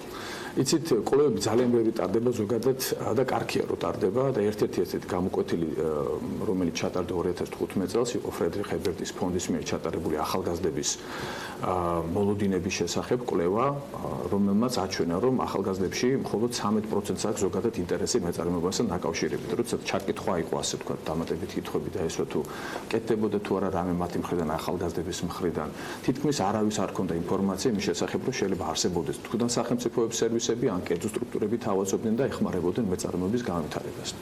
რაც ერთ-ერთი განმაპირობებელი იყო, რომ ჩვენც გადავწყვიტეთ, ყოფილიყავით ერთ-ერთი ორგანიზაციათაგანი, რომელიც დაეხმარებოდა, როგორც ვახსენე, თუნდაც შიშის, ინფორმაციის მიწოდების კუთხით და ასევე დაეხმარებოდით ამ ახალგაზრდებს, რომ აი, ვთქვათ, მოდელების გამოყენებით მათში წავახალისებდით მეწარმეობის თემას. რა თქმა უნდა, მოკვლეული გვაქვს. ვიცით, რომ ზოგადად მეწარმეობასთან დაკავშირებით ამ სხვადასხვა ფაქტორების, შემზღუდავი ფაქტორების გამო მაინდა-მაინც ინტერესი დიდი არ არის, მაგრამ ჩვენ გვყავს ახალგაზრდები, უბრალოდ მათ არ აქვს შესაძლებლობა ამ სერვისებით ისარგებლოთ და გადავწყვეტეთ, რომ ამიტომაც ახალ რეგიონებზე არ გვიყო ორიენტაცია და თუმცა 9 მუნიციპალიტეტი მაინც პილოტური არის, ხა საქართველოში უფრო მეტი მუნიციპალიტეტია, ხო, თავისთავად ვიცით. ჩვენთვის სურვილი არის, რომ მდგრადობა ვაჩვენოთ ამ პროექტის, რომ სუმცირე სამჯერ მაინც ჩავატარებ და შევხედავთ საერთო სურათს, რა რეზულტატს გამოიღებს იქ და შეგვიძლია თუ არა ამ მიღებული რეზულტატების და გამოცდილების რეპლიკაცია შემდეგ უკვე სხვა მუნიციპალიტეტებზეც. ასე რომ ჩვენ გვაქვს ჩვენი კონკრეტული მიზნები ამ შემთხვევაში თუ მინიმუმ 5 საწარმო შექმნის, რაც ფიქრობ საკმაოდ რეალისტური არის, თუნდაც იმ 500 ახალგაზრდის მოპოვება, უბრალოდ ნახვა, რომელიც დაინტერესებული იქნება მეწარმეობით, ასევე ფიქრობ, რომ საკმაოდ რეალისტური არის და რა თქმა უნდა ჩვენთვის ყველაზე უფრო მნიშვნელოვანი ის, რომ ამ 5 საწარმომ მდგრადად იარსებობს, რომ მისი არსებობა არ გაჩერდეს თქვა 1 წლის თავზე და ჩვენ შევეცდებით ჩვენი გამოცდილებით, მხარდაჭერით, ჩვენი ექსპერტების მხარდაჭერით, ან სხვადასხვა ორგანიზაციებთან, რომელიც დაინტერესებული არიან სტარტაპების მხარდაჭერით, მათი დახმარების გამოყენებით, რომ ხელი შეუწყოთ, რომ გავზარდოთ ეს ორგანიზაციები, რომ მრავალი წლის განმავლობაში შემდეგ თავისუფლად განაგრძონ ფუნქციონირება. აი ამ გაგრძობად პერიოდში რამდენად ფიქრობთ, რომ შეიძლება გაწიოთ თქვა იგივე ზედამხედველის დამხმარეს როლის, აი იმისოდ, რომ მათ პირველ ეტაპზე მომზადებული ბიზნეს გეგმის განვითარებისას და მისი განხორციელებისას დახმარება აღმოუჩინოთ, ეს იქნება ინფორმაციული თუ სხვა რაიმე ფორმით. ზოგადად ეს არის ჩვენი პრაქტიკა, როდესაც ჩვენ მუშაობთ ბენეფიციარებთან, ანუ ჩვენ გამიხირავთ ბენეფიციარს არა როგორც მხოლოდ მიმღებს, არამედ როგორც ჩვენ პარტნიორს. შესაბამისად ჩვენ გარკვეული დროის განმავლობაში ერთად მუშაობთ, ვეხმარებით ესე ვთქვათ ტექნიკურად, რომ შეძლონ არა მარტო ვთქვათ წამოიწყონ თავისი ეკონომიკური საქმიანობა, არამედ ვთქვათ განახორციელონ ბაზარზე ქონდეთ წვეობა და ჩვენი ესე ვთქვათ შესაძლებლობების ფარგლებში მუდმივად ვეხმარებით, რომ ეს იყოს ესე ვთქვათ განვითარებადი ბიზნესი. ეს მაგალითად ამ პროექტში თუ ჩვენ საუბრობთ ამ 5 საწარმოზე, ჩვენ სხვა პროექტებში, რომელსაც სოფლად ვახორციელებთ, იქ რაოდენობა გაცილებით უფრო დიდია, მაგალითად ევროკავშირის ემპარდის პროექტი, რომელიც თეთრიწყაროს მუნიციპალიტეტში ხორციელდება ჩვენი ორგანიზაციის მეშვეობით, იქ მაგალითად უკვე 30-ზე მეტი მსგავსი მცირე და საშუალო საწარმო იქნება. ამ თვალსაზრისით, ანუ ჩვენი ესე ვთქვათ გამოცდილება გვაძლევს იმის თქმის უფლებას, რომ ჩვენ საკმაოდ ესე ვთქვათ კარგად პარტნიორობთ და შემდგომში ეს რაოდენობები ნამდვილად გაიზრდება, რადგან ჩვენ უკვე ვცდილობთ, რომ სხვადასხვა რეგიონები ჩართოთ მსგავს ესე ვთქვათ სოციო-ეკონომიკურ ინოვაციურ მოდელების განვითარებაში. და ფაქტია, შედეგები იმ უკვე არსებული პროექტების აჩვენებს, რომ არის და მნიშვნელოვანი არის მათ შორის ისეთი წახალისებები არასამთავრობო სექტორის მხრიდან და საერთაშორისო ორგანიზაციების მხრიდან, რომელიც შემდეგ ახალგაზრდებს მისცემს დასაქმების ან უბრალოდ სამუშაო ადგილების შექმნის საშუალებას. იმედი მაქვს და დარწმუნებული ვარ, რომ ბევრი ახალგაზრდა დაინტერესდება ამ პროექტით, რომელსაც აუცილებლად მოვიკითხავთ, როგორ განხორციელდება, როგორ დაიწყება და როგორი შედეგები ექნება, რა თქმა უნდა, ყველა ეტაპზე. მადლობა იმისთვის, რომ იყავით ჩვენთან და წარმატებას გისურვებ და მე კი შევახსენებ ყველას, რომ 19-დან 28 წლამდე ახალგაზრდებისათვის იწყება პროექტი, რომელიც მათ მისცემს შესაძლებლობას, რომ გაიარონ ტრენინგები 2 ეტაპად, დაახლოებით 500-მდე ახალგაზრდას ექნება პირველ ეტაპზე ამის შესაძლებლობა და დაიწყონ საკუთარი საქმე. ამისათვის კი ძალიან ბევრი საინტერესო ინფორმაციის მიღების შესაძლებლობა უჩნდება და მათ შორის იმ პროექტებზე კონკრეტული ბიზნეს გეგმის შედგენის თუ დამატებითი თქო უნარჩვევების შეძენის, რომელსაც საბოლოო ჯამში შერჩეული 15 საუკეთესო ახალგაზრდა ბანაკში მოახერხებს. მადლობა ვან გრიგოლაშვილს, ასოციაცია სამხარეო განვითარება მომავალი საქართველოსათვის თავმჯდომარის და რევაზ ჯავაძეს, ამავე ორგანიზაციის ახალგაზრდული მიმართულებების ხელმძღვანელს. ჩვენ წინ კიდევ ერთი მოკლე სიუჟეტი გველოდება. ივნისის თვე BMT-ის ყველაზე კითხვადი სიახლეები დავიწყეთ და ახლა უნდა მოგიყვეთ ამბებზე, რომლებიც ჩვენი მკითხველის მხრიდან ყველაზე მეტი ინტერესი დაემსახურა. ამჯერად 2019 წლის პირველი 5 თვის მონაცემებზე დაყრდნობით Forbes-ის ყველაზე პოპულარული სტატიების რეიტინგი უნდა შემოგთავაზოთ. ნახოთ ვიდეო.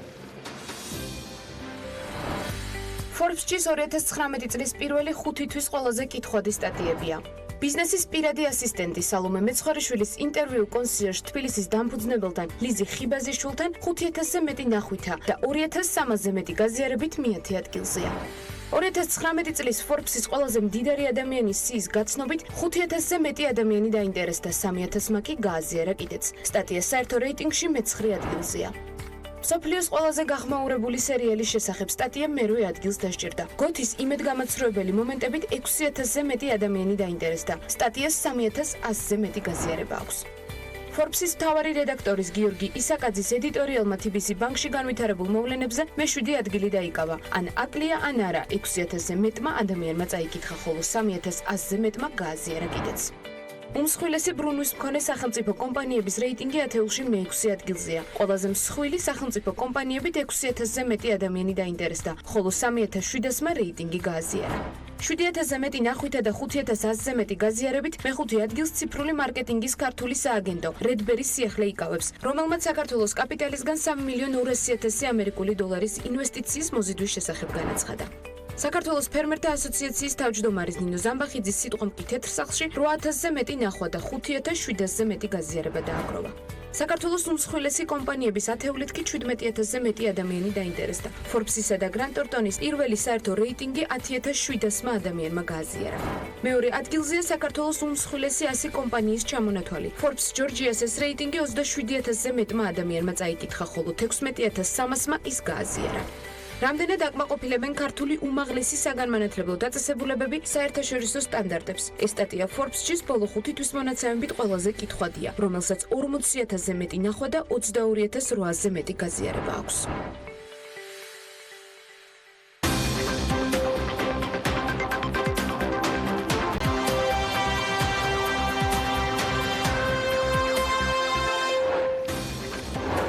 ეროვნული ბანკის პრეზიდენტის განცხადებით TBC ბანკის საქმეზე ფულის გათეთრების კანონმდებლობა დარღვეულია. მისივე თქმით, TBC ბანკთან დაკავშირებით საკითხი, რომელიც ეროვნულმა ბანკმა შეისწავლა ინტერესთა კონფლიქტთან დაკავშირებით იყო, შესაბამისად ბანკს არ აქვს არანაირი დავა ეროვნულ ბანკთან. ეროვნული კანონის სასოფლო-სამეურნეო დანიშნულების მიწის გასხვისების შესახებ პირველი მოსმენით პარლამენტმა უკვე მიიღო. პირველი მოსმენის შემდეგ დოკუმენტი დაკორექტირდა და მასში რიგი მუხლები შეიცვალა. პუნქტების ნაწილი კი ამოღებულია. 2019 წლის 3 თვეში მივლინებებზე 18.300.000 ლარია დახარჯული ბიუჯეტის მონიტორის ანგარიშის თანახმად ამ წლის 3 თვეში დახარჯული თანხა გასული წლის ანალოგიურ მაჩვენებელს 1.600.000 ლარით აჭარბებს. მინისტრმა ბანო მაჭავარიანმა ოქროს სიის შეღავათების გაუქმებასთან დაკავშირებით საკუთარი ბრძანება ძალაში დატოვა. ამასთან დაკავშირებით მინისტრთან შეხვედრის დასრულების შემდეგ კერძო სექტორის წარმომადგენლებმა ისაუბრეს ბიზნეს მედიასთან. შეხვედრა ფინანსთა მინისტრის ინიციატივით და ბიზნეს ომბუდსმენის ჩართულობით შედგა. საკითხის განხილვას კი ფინანსთა სამინისტროში საქართველოში არსებული ბიზნეს ასოციაციების წარმომადგენლები და ბიზნესმენები ესწრებოდნენ. მინისტრის მხრიდან იქნა ახსნილი ამ გადაწყვეტილების ძირითადი მოტივები და მან თავისი არგუმენტები წარუდგინა ბიზნეს ასოციაციებს, თუმცა ამ ეტაპზე შეთანხმება მიღწეული არ არის. ჩვენი შემდგომი ნაბიჯი სავარაუდოდ იქნება ის, რომ ჩვენ მიმართავთ მთავრობას ის მოთხოვნები, რაც ჩვენს ოფისში არის დაფიქსირებული ბიზნეს ასოციაციების მხრიდან, ჩვენ ამას გავგზავნებთ მთავრობას, რომ მთავრობის მხრიდან შესაძლებლობების ფარგლებში იქნა შესაძლებელი რეაგირებები განხორციელდეს. არგუმენტები, რაც ითქვა, არის ის, რომ ეს იყო შეთანხმებული სავალუტო ფონდთან და ჯერ კიდევ გარკვეული პერიოდის წინ ასახული იყო სხვადასხვა რეპორტებში, თუმცა ჩვენ კიდევ ერთხელ ვამბობთ, რომ მინისტრის ბრძანებაში ეს ცვლილება იყო გარკვეული სიურპრიზი ბიზნესის. მთელი მტკივნეული საკითხი დგას აქ, რომ ეს იყო პოსტფაქტუმ ბიზნესისთვის. მცირე და საშუალო ბიზნესი, რომელიც აგრეთვე სარგებლობდა შეღავათის წინასწარ დეკლარირებისას, ანუ იმპორტის და დღეს გადასახადი უწევდა 2 კვირაში. ეს მცირე და საშუალო ბიზნესა ძალიან მძიმე ტვირთად დააწვება. სხვილ ბიზნესს კიდე აქვს იმის შანსი, რომ საბანკო სექტორთან გახსნილია, საფინანსო სექტორთან და დამატებით სახსრები მოიზიდოს. ეს რა თქმა უნდა კარგი არ არის, იმიტომ რომ პროდუქციის ღირებულება გაიზრდება უბრალოდ, ამით თვით ღირებულება გაიზრდება, იმიტომ რომ ნებისმიერი მოზიდული თანხა მათთვის არის დამატებით გადასახადი პროცენტების სახით, მაგრამ მცირე და საშუალო ბიზნესისთვის ნამდვილად სიურპრიზი იქნება და ფიქრობ, რომ მათთვის სერიოზული ტვირთი იქნება. ამიტომ გონივრული გადაწყვეტილება იქნება გარკვეული პერიოდი პერიოდები ავიღოთ, მინიმუმ ალბათ 6 თვიანი პერიოდი მაინც უნდა იქნას აღებული. შეხვედრა ზოგადად ნებისმიერი შეხვედრა, რომელიც უკავშირდება რეგულაციას და ისეთ რადიკალურ რეგულაციას, რომელიც ეს არის ძალიან კარგი და ეს კარგი იქნებოდა, რა თქმა უნდა, შეხვედრა ადრე მოხდარიყო, თუმცა პოზიტიურ ჭრილში განვიხილავ, რადგან ჩვენ ვისაუბრეთ, განვიხილეთ, თქვა ის კონკრეტული მიზეზები, რატომაც მოხდა ამ კონკრეტული რეგულაციის შემოღება და ნუ მეტნაკლებად თქვა ნათელი გახდა ეს ყველაფერი. და თუმცა მინისტრი არ აპირებს ამ რეგულაციის გადახედვას. ჩვენ ვიმედოვნებდით, რომ რაღაც კონკრეტული გარდამავალი პერიოდი მაინც მოგვეცემოდა 3 თვის, ან ასე ვთქვათ, 4 თვის სახით მაინც, თუმცა რა თქმა უნდა, სამწუხაროდ ვთქვათ, ესე არ არის. მაგრამ საბოლოო ჯამში შეიძლება მთლიანობაში პოზიტიურად შევაფასოთ, ვთქვათ, კონკრეტულად თამბაქოს ბიზნესის რაც შეეხება, თამბაქოს ინდუსტრიას რაც შეეხება, რადგან მინცმა აღიქვა მთელი რიგი პოზიტიური ნაბიჯების გადადგმა რეგულაციების სახით. კობა გონეტაძე TBC ბანკის საქმესთან დაკავშირებით გუშინ ამბობდა, რომ ფულის გათხრების კანონმდებლობა დაირღვა. ეროვნული ბანკის პრეზიდენტის განმარტებით, ფულის გათხრების დეტერმინაციის პროცესი საკმაოდ რთულია, არ არის ადვილი, აქედან გამომდინარე ნებისმიერი კანონმდებლობის დარღვევა შეიძლება არ იყოს ფულის გათხრება. ფულის გათხრდა თუ არა, ეს სასამართლომ უნდა დაადგინოს, აღნიშნავს ეროვნული ბანკის პრეზიდენტი. გუშინ პარლამენტში საბანკო რეგულაციებზეც დაისვა კითხვები. დამოუკიდებელმა დეპუტატმა დავით ჭიჭინაძემ კობა გონეტაძეს კითხა, როგორ აპირებს სები რეგულაციების შემდეგ ეკონომიკაში გაჩენილი ხვრელების ამოვსებას. იგულისხმება ის, რომ ბოლო პერიოდში მიდის საუბარიც და უკვე გაჩნდა პროდუქტების შიდა განვადებებით, მათ შორის ჭიჭინაძის ინფორმაციით, დეველოპერული კომპანიები 10-12 წლიან განვადებას თავაზობენ მოქალაქეებს, რაც რისკის შემცველია და ამაზე პასუხისმგებლობაც სებმა უნდა აიღოს.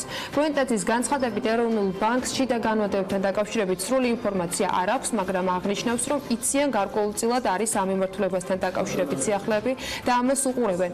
10-12 წლიანი განმავლობა არ მინახავს, რაც შეეხება იმას, რომ გართულდა სესხის გაცემები, მე ვიტყოდი, რომ გაჯანსაღდა, ამბობს გონეტაძე. გაიცემა სესხები, რომლის დაბრუნების შანსი და ალბათობა არის გაცილებით მაღალი, ვიდრე ადრე იყო. ვაკვირდებით პროცესებს და თუ რა მეზომები იქნება მისაღები, მივიღებთ ამ ზომებს, აღნიშნავს ეროვნული ბანკის პრეზიდენტი. იმასაც ამბობს, რომ სესხის გამცემ სუბიექტებთანაც არსებობს გარკვეული მოთხოვნები, რომელიც მათ უნდა დააკმაყოფილონ. ფოთში ახალი ღრმაწყვოვანი პორტის მშენებლობაზე ცალსახად უარის თქმა არ შეიძლება. ვთვლი, რომ ეს არ იქნება სამართლიანი. ამასთან დაკავშირებით ეკონომიკის და მდგრადი განვითარების ყოფილმა მინისტრმა გიორგი ქობულიამ ფოთის ღრმაწყვოვან პორტზე საუბრისას ინტერპრეს ნიუსთან განაცხადა. მისი თქმით, პროექტის მომავალი ბევრ ფაქტორზეა დამოკიდებული, მათ შორის იმ საინვესტიციო ვალდებულებებზე, რომელსაც ინვესტორი აიღებს და დამოკიდებულია პორტის კონფიგურაციაზე. გიორგი ქობულიამ ისიც თქვა, რომ გრიგოლ კაკაურიძემ მის გამოცემული ბრძანების შესახებ მან საქმის კურსში არ ჩაუყენებია. ეკონომიკის მინისტრის მოკლე კომენტარის მიხედვით, ქობულია კომპანიის გაფართოების სურვილის შესახებ ინფორმირებული იყო და ის ამბობს, რომ მათ შორის სხვა მინისტრების მონაწილეობით ამ საკითხზე შეხვედრებიც გაიმართა, მაგრამ 2 მაისს გაცემული ბრძანების შესახებ მას ინფორმაცია არ ჰქონია.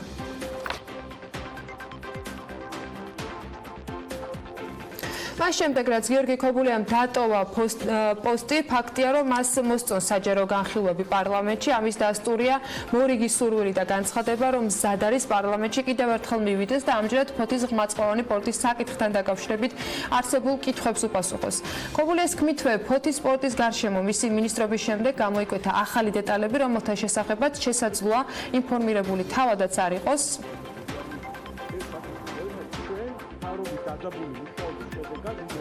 ორგანული კანონის სასოფლო-სამეურნეო დანიშნულების მიწის გასხვისების შესახებ პირველი მოსმენით პარლამენტმა მიიღო ძველი რედაქციით ფინანსურ ინსტიტუტებს, რომლის დომინანტი პარტნიორი უცხოელი ან საზღვარგარეთ რეგისტრირებული იურიდიული პირია, ავალდებულებდა მიწაზე საკუთრების წარმოშობიდან 2 წლის ვადაში მისი გასხვისება მოეხდინათ. ეს მუხლი კი დოკუმენტის არსებულ ვარიანტში საერთოდ ამოღებულია. რაც შეეხება მემკვიდრეობით მიღებულ მიწას, წინა ვარიანტისგან განსხვავებით, მეხუთე მუხლიდან მეორე პუნქტი საერთოდ გამქრალია, რომლის მიხედვითაც მემკვიდრეობით მიღებული მიწის უცხოელი მესაკუთრე ვალდებული იყო ის დანიშნულებისამებრ გამოეყენებინა. ვალდებულების შეუსრულებლობის შემთხვევაში კი ის ვალდებული იყო, რომ ეს ნაკვეთი 3 წლის ვადაში გაესხვისებინა.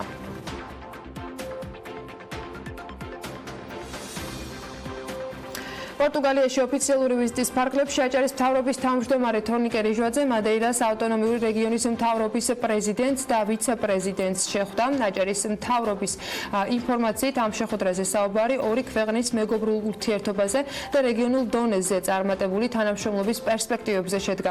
საუბარი შეეხებოდა თანამშრომლობის გაღრმავებას სავაჭრო, ეკონომიკური და კულტურული მიმართულებებითაც.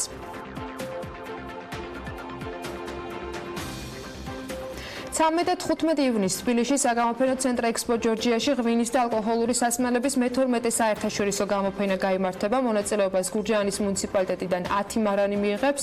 თავად მუნიციპალიტეტის მერის ტურიზმის გაყოფილების ხელმძღვანელის ინფორმაციით კი მარნების შერჩევის ერთ-ერთი მთავარი კრიტერიუმი ის იყო, რომ ისინი უნდა ყოფილიყო სტარტაპები, რომელთაც სჭირდება დახმარება პოპულარიზაციაში და ცნობადობის გაზრდაში. ამ ღონისძიებაზე იქნებიან სომელიები და დაინტერესებული ინვესტორები, წარმოდგენილები, რომელთაც შესაძლოა მომავალში ქართული ღვინო ექსპორტზე გაიტანონ. ღონისძიებაში მონაწილეობის თანხას 8 მარანს გურჯაანის მერია დაუფინანსებს, ხოლო 2-ს კახეთის რეგიონული განვითარების სააგენტო.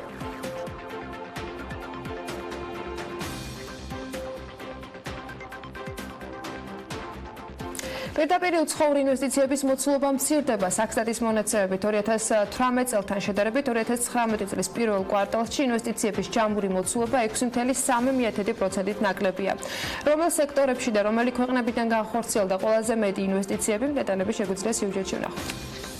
2019 წლის პირველ კვარტალში საქართველოში 281,1 მილიონი ამერიკული დოლარის პირდაპირ უცხოური ინვესტიცია შემოვიდა, რაც 2018 წლის ანალოგიურ პერიოდთან შედარებით 6.3%-ით ნაკლებია.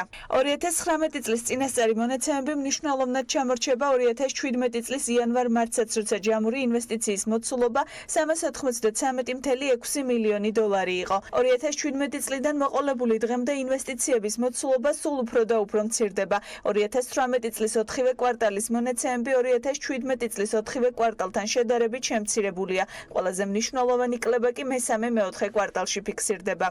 2019 წლის პირველ კვარტალში უმსხვილესი FTA-ის ქვეყნების ჩამონათვალში პირველ ადგილზე 47,4%-ით ირლანდია, 15,1%-ით მეორე ადგილზე გაერთიანებული სამეფო, ხოლო 8%-ით მესამე პოზიციაზე ამერიკის შეერთებული შტატები იმყოფება. აღსანიშნავია, რომ 2019 წლის პირველ კვარტალში 2018 წლის პირველ კვარტალთან შედარებით ინვესტიციები თითქმის განახევრდა გაერთიანებული სამეფოდან.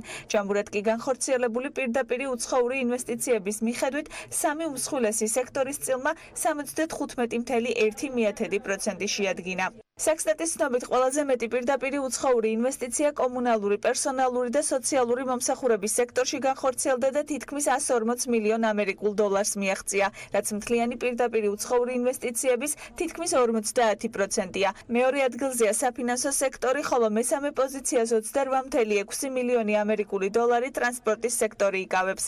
როგორც საქსტატი განმარტავს, შემცირების გამომწვევ ძირითად მიზეზებს შორის აღსანიშნავია მაგისტრალური გაზსადენის მშენებლობის პროექტის დასრულება და რამდენიმე საწარმოს გადასვლა საქართველოს რეზიდენტის საკუთრებაში.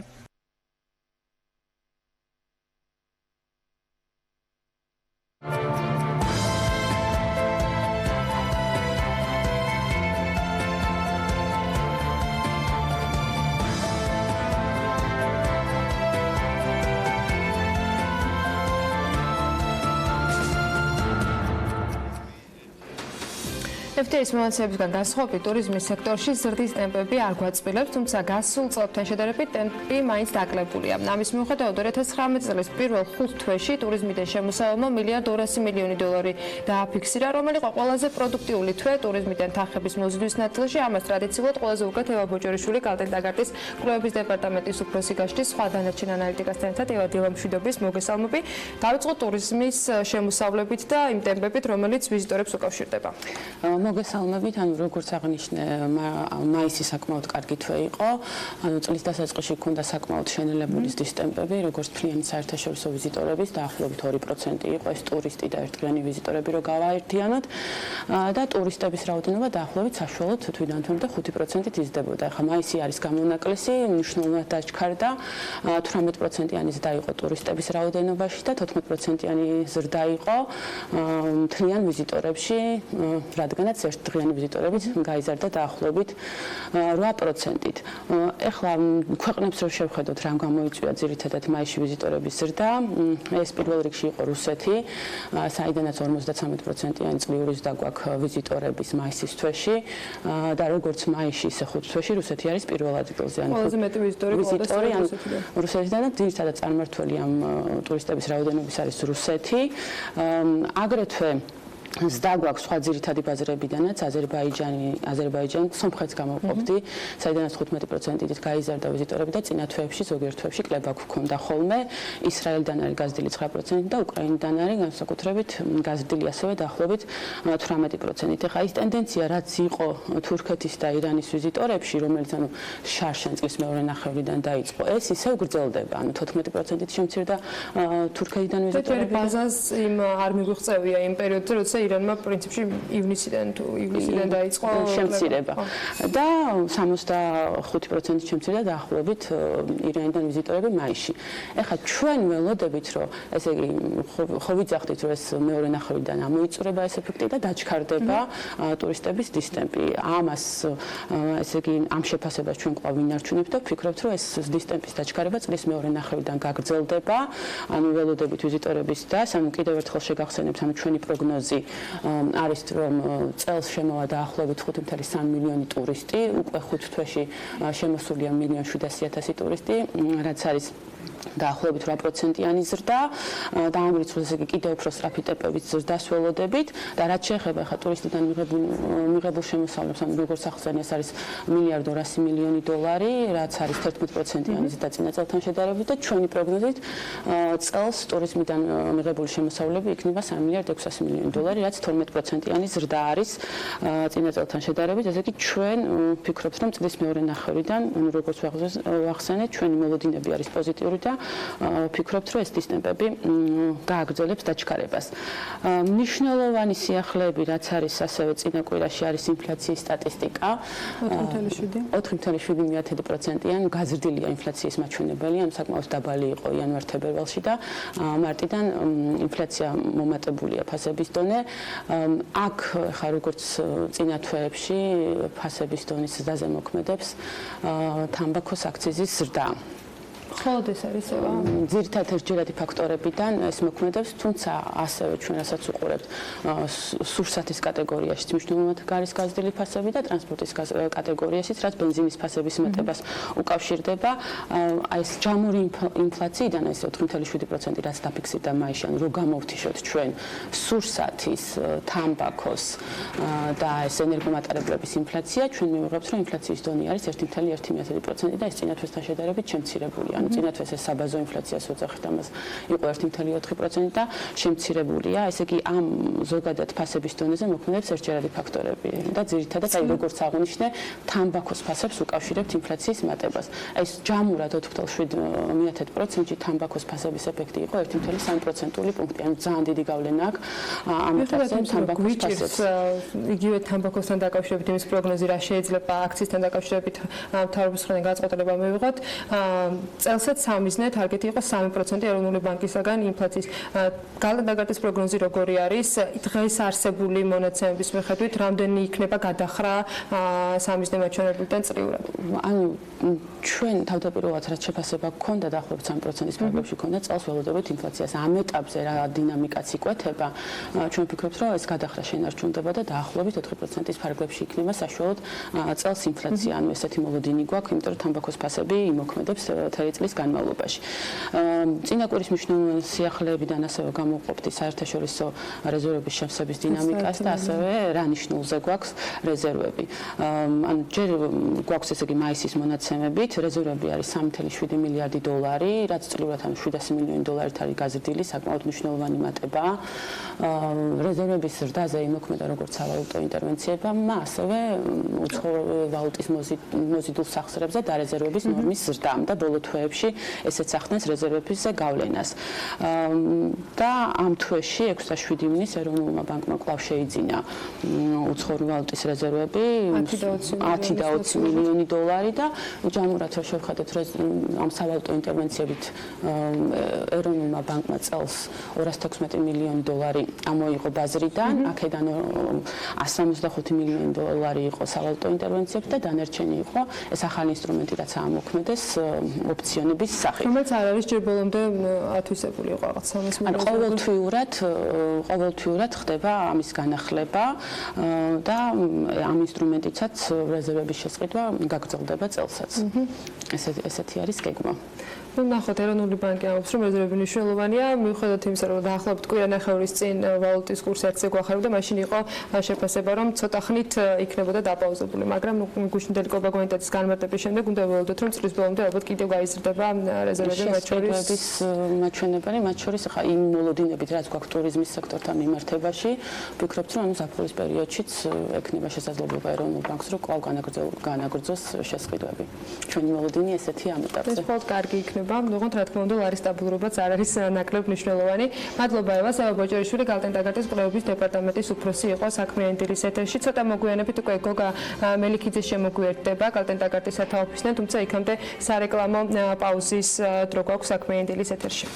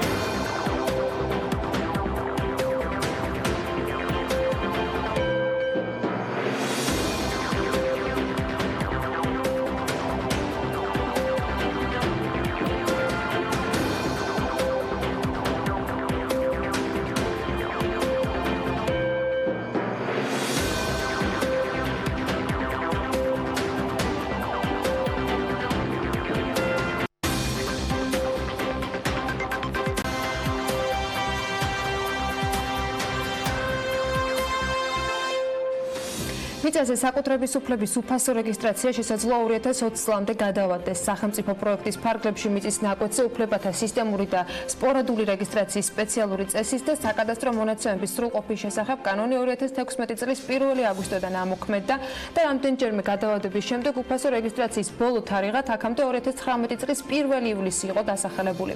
ვიდრე თემაზე სტუმართან ერთად გავაგრძელებთ საუბარს, რეგისტრაციის ბოლო მონაცემების შესახებ ახლა თათია ჩაფიჩაძე უნდა შემოგვიერთდეს. თათია, დილა მშვიდობის, ამ დროისთვის რა რაოდენობის მიწებია კერძო საკუთრებაში რეგისტრირებული და როგორი არის აქტიურობა მოსახლეობის მხრიდან? დილა მშვიდობის კიდევ ერთხელ დიახ მიწის რეფორმის ფარგლებში წარმატებით დასრულებული სარეგისტრაციო განაცხადების რაოდენობა ამ ეტაპზე 669,300-ზე მეტია. საჯარო რეესტრის ეროვნული სააგენტოს ოფიციალურ ვებგვერდზე გამოქვეყნებული მონაცემების მიხედვით სხვადასხვა უწყებებში დოკუმენტაციის მოძიება 57,100-ზე მეტ მიწის ნაკვეთზე მიმდინარეობს, 27,474-მდე განცხადება კი მუნიციპალიტეტების მერიებთან არსებული საკუთრების აღიარების კომისიების წარმოებაშია. რეფორმის ფარგლებში ყველაზე მეტი მიწის ნაკვეთი იმერეთში, კახეთსა და შიდა ქართლში დარეგისტრირდა მთლიანი რაოდენობის 5,6%-ით, პირველ ადგილს საჩხერე 5,2%-ით, ზესტაფონი მეორეზეა, ხოლო 4,8%-ით მესამე ადგილს ჭიათურა იკავებს. თბილისში რეგისტრირებული მიწების რაოდენობა 9,200-ზე მეტია, რაც საერთო რაოდენობის 1,4%-ს უდრის. ახალქალაქი, თეთრიწყარო, ვანი და ცაგერი ეს რაიონები კი აქტიურობის თვალსაზრისით კვლავ ბოლო ადგილებს ინაწილებენ და როგორც გრაფიკაზეც ვხედავთ, რეგისტრირებული მიწების რაოდენობა საშუალოდ აქ 1%-ის ფარგლებში მერყეობს. მიწების რეგისტრაცია, როგორც უკვე აღინიშნა, 2016 წლის 1 აგვისტოდან დაიწყო და ის დღემდე რამდენჯერმე გადავადდა. მთავარი კითხვა ამ თემას ყოველი გაშუქებისას არის ის, თუ რამდენი პროცენტია ჯამურად რეგისტრირებული. რეფორმის დაწყებისას ვიცოდით, რომ რეგისტრირებული მიწების რაოდენობა იყო 25%, საჯარო რეესტრის ეროვნული სააგენტოს მიერ მოწოდებული ბოლო მონაცემების მიხედვით კი რეფორმის შემდეგ მას კიდევ 20% მიემატა. ჯამურად კი სახელმწიფოს სახელზე და კერძო საკუთრებაში არსებული მიწების ნაკვეთების რაოდენობა თებერვლის მონაცემებით 45%-ის ფარგლებში მერყეობდა. კითხვაზე იკლო თუ არა რეფორმის ფარგლებში სასამართლო დავების რაოდენობამ, რეესტრის ცნობით 2016 წლიდან თებერვლამდე პერიოდში 1500-ზე მეტი მედიაცია დასრულდა წარმატებით. რაც შეეხება საპილოტო პროექტის ფარგლებში 12 არეალის სრულ რეგისტრაციას, რამდენიმე თვის წინ ჩვენთან სტუმრობის დროს საჯარო რეესტრის იურიდიული დეპარტამენტის წარმომადგენელმა გითხრა, რომ აზომვითი სამუშაოები უკვე ყველგან დასრულებული იყო და რეგისტრაციის ბოლო ვადა 1 ივლისი გახლდათ. შეიცვალა თუ არა ამ მიმართულებით რაიმე ან ჯამურად რამდენი პროცენტია დღეს რეგისტრირებული, ამის შესახებ სამწუხაროდ საჯარო რეესტრმა განახლებული მონაცემების დათვლა და შესაბამისად ჩვენთვის მოწოდება გუშინ ვერ შეძლო. თათიას ინფორმაციისათვის ამ თემაზე და კიდევ რამდენიმე სხვა მიმართულებაზე უნდა ვისაუბროთ სტუმართან. ბექა ბაციკაძესთან ერთად გავაგრძელებთ უკვე საქმიანი დილის ეთერს და ოთარ დანელია შემოგვიერთდა საქმიანი დილის მაყურებლებისათვის.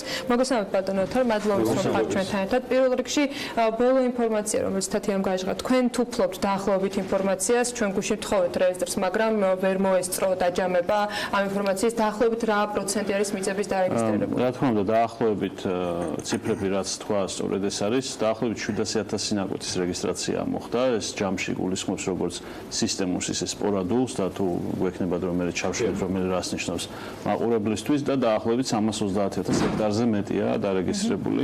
ეს საკმაოდ მაღალი ციფრია საბოლოო ჯამში, თუმცა უნდა გვესმოდეს, რომ რა თქმა უნდა, ეს ერთ დღეში ესე ვთქვათ რეპორტის ამოღება რთული რომ მიმდინარე პროცესია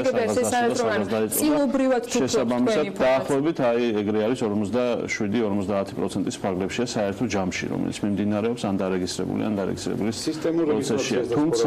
თუმცა აქ არის ერთ ყველაზე დიდი, ანუ ესეც არასწორი ციფრია, რასაც გეუბნებით, გამომდინარე იქიდან ჩვენ მიწის ბალანსი არ აქვს დადგენილი და შესაბამისად ეს არის მხოლოდ დაშვებითი ვარაუდი და არა ზუსტი ციფრები. არსებული მონაცემების ყოველ შემთხვევაში დღეს ოპერატიული მონაცემებზე დაბრუნებით. ფიქრობთ თუ არა, რომ ამ მონაცემებიდან გამომდინარე, რაც დღეს გვაქვს, ჩვენ ვსაუბრობთ იმ მონაცემებზე, რომელიც ოფიციალურად არსებობს, საჭირო ის გადავადება და ამაზე პარლამენტის პოზიცია როგორი არის გაგრძელებაზე? მე გახლავართ მათ შორის ინიციატორი, ერთ-ერთი ინიციატორი, ჩვენ მქონდა ამ თემასთან დაკავშირებით კონსულტაციები სამინისტროსთან და თავისთავად ცხადია ჩვენ ამის საჭიროება დავინახეთ.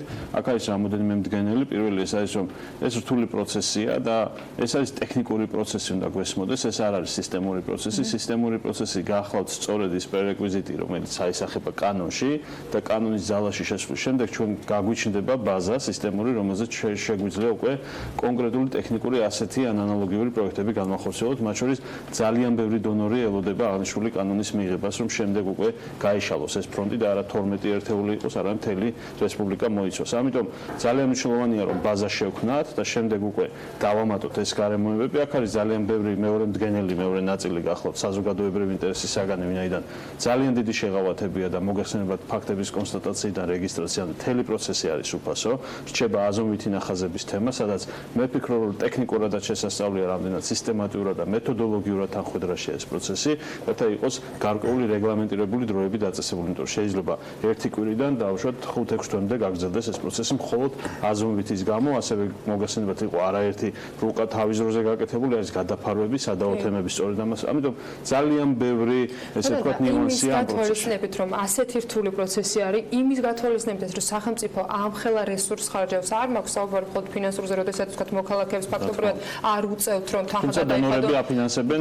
კი, მაგრამ იხარჯება რესურსი, ადამიანური, ასევე ინტელექტუალური, ბევრნაირი რესურსი, მაგრამ მომართვიანობა მაინც არ არის როგორც ჩანს საკმარისი, იმიტომ რომ 400%-ით არის გაზრდილი მომართვიანობა. გაზრდილია ძალიან. უბრალოდ ანუ მომართვიანობა არის მზარდი. აქ მეორე თემაა, რომ ჩვენ აღიარების კომისიების ნაწილში გვაქვს აბსოლუტურად ესე ვთქვათ გასამართი ასევე სისტემა. იმიტომ რომ აი როგორც ხედავთ, აი როგორც ჩანს ამ ციფრებიდან ყოველ შემთხვევაში იმერეთი ძალიან სისტემატურად მუშაობს.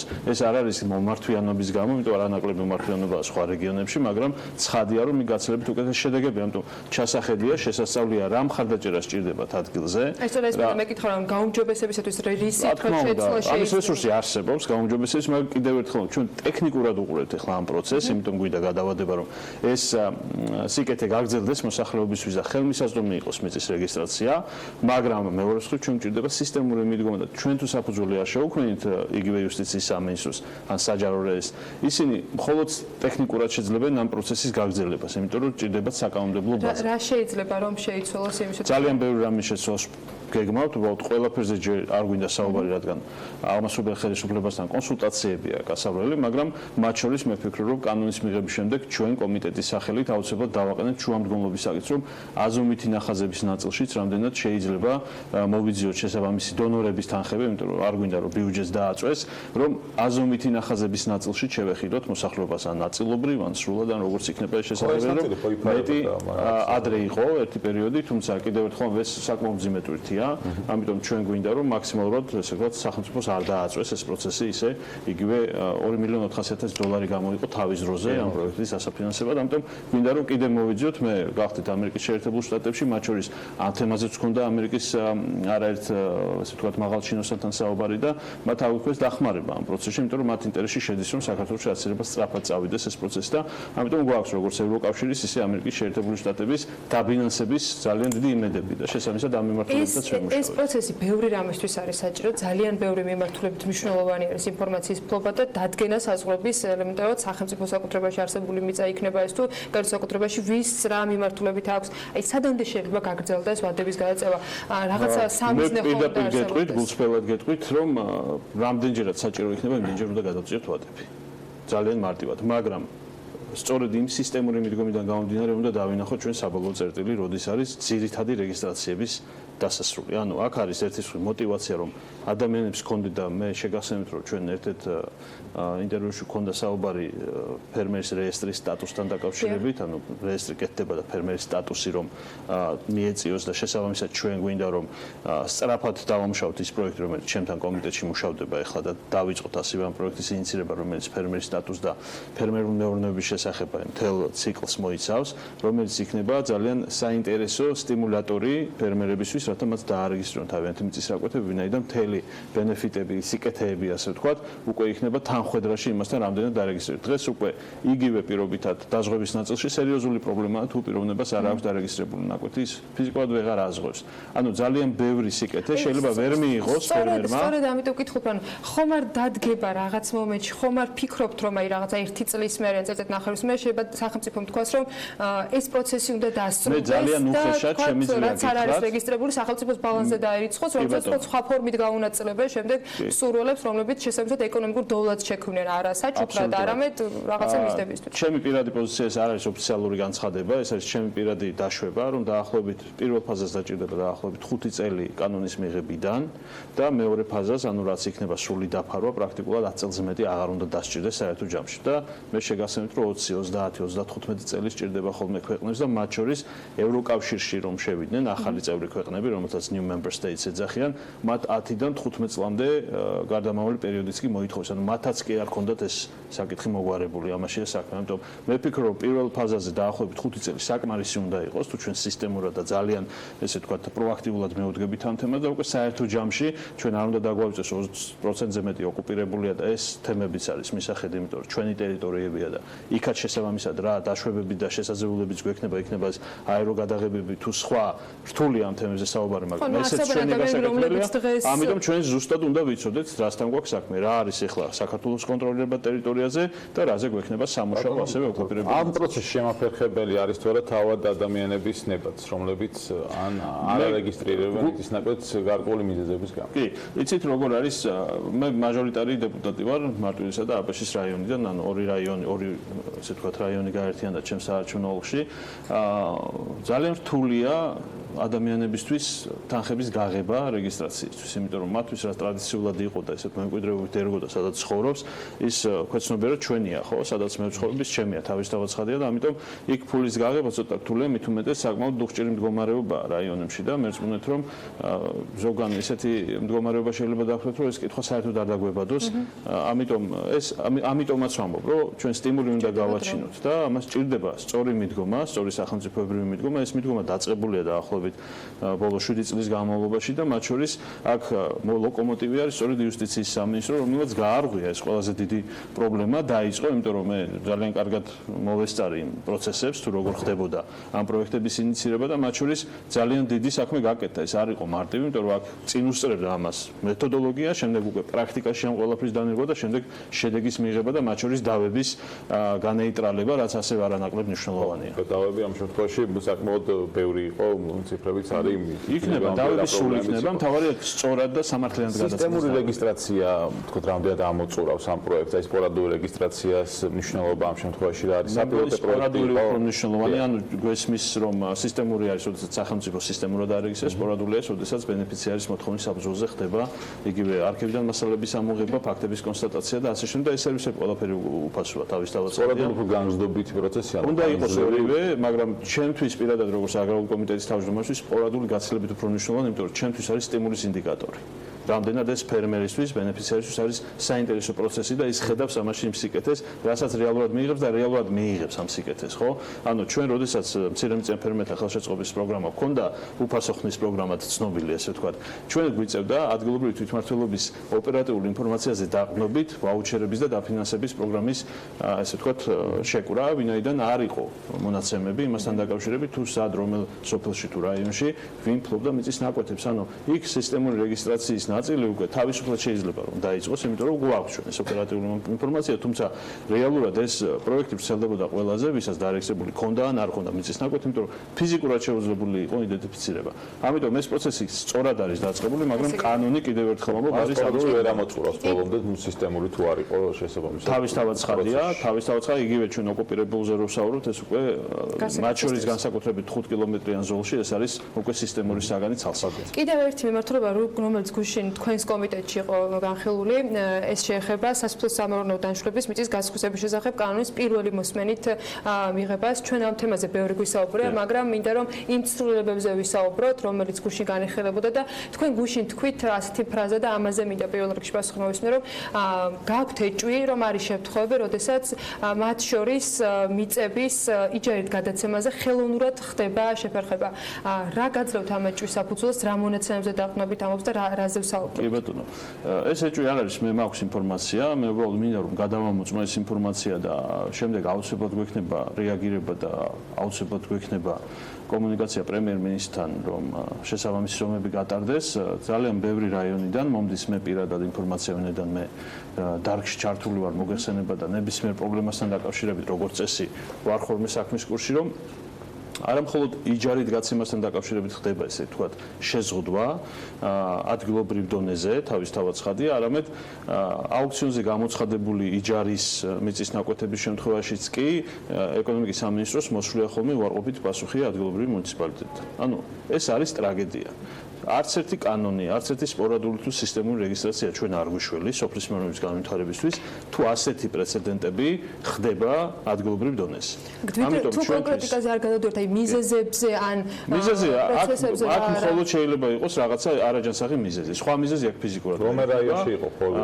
მე არ მინდა ამაზე ჯერ საუბარი, კიდევ ერთხელ ამბობ, ეს არის გზავნილი, თითოეულ მათგანს ეხება, ვინც ამ თემასთან შეიძლება რაიმე კავშირში იყოს საერთოდ, იმიტომ რომ ამაზე ჩვენ გვექნება ძალიან კაცრი რეაქცია, იმიტომ რომ აზრი აღარ აქვს, არც დარგს, არც სოფლის მეურნეობის განვითარებას არაფერს, თუ ასეთი რამ ხდება, რაიონი როგორ შეიძლება ინვესტორთან კიდევ ერთხელ ვამბობ, განმარტების რომ ინვესტორი ხო არ ნიშნავს უცხოელს, ხო? ინვესტორი ნიშნავს ნებისმიერ მოქალაქეს საქართველოს უკაცრავად მოქალაქეს პირველ რიგში, რომელსაც ინვესტიციის რესურსი და შესაძლებლობები აქვს, რომელსაც იჯარით აქვს მოთხოვნილი მიწის ნაკვეთი გვესმის, ან ძალიან ელემენტარულ თემაზეა საუბარი და მათ შორის ძალიან ხშირად ხდება ისეთი ნაკვეთების, ესე ვთქვათ, საძოვრებად წარმოჩენა, რომელიც აბსოლუტურად არაფრის შუაში არ არის საძოვრებთან, სადაც მოსახლეობა არ ცხოვრობს და ადგილობრივი, ესე ვთქვათ, თვითმმართველობის ინფორმაციით მოდის, ესე ვთქვათ, დაყრდნობით მოდის ინფორმაცია, რომ ადგილობრივები არიან წინააღმდეგი, ამიტომ საერთოდ ახლოს აღარ ცხოვრობს და ასეთი არის უამრავი შემთხვევა.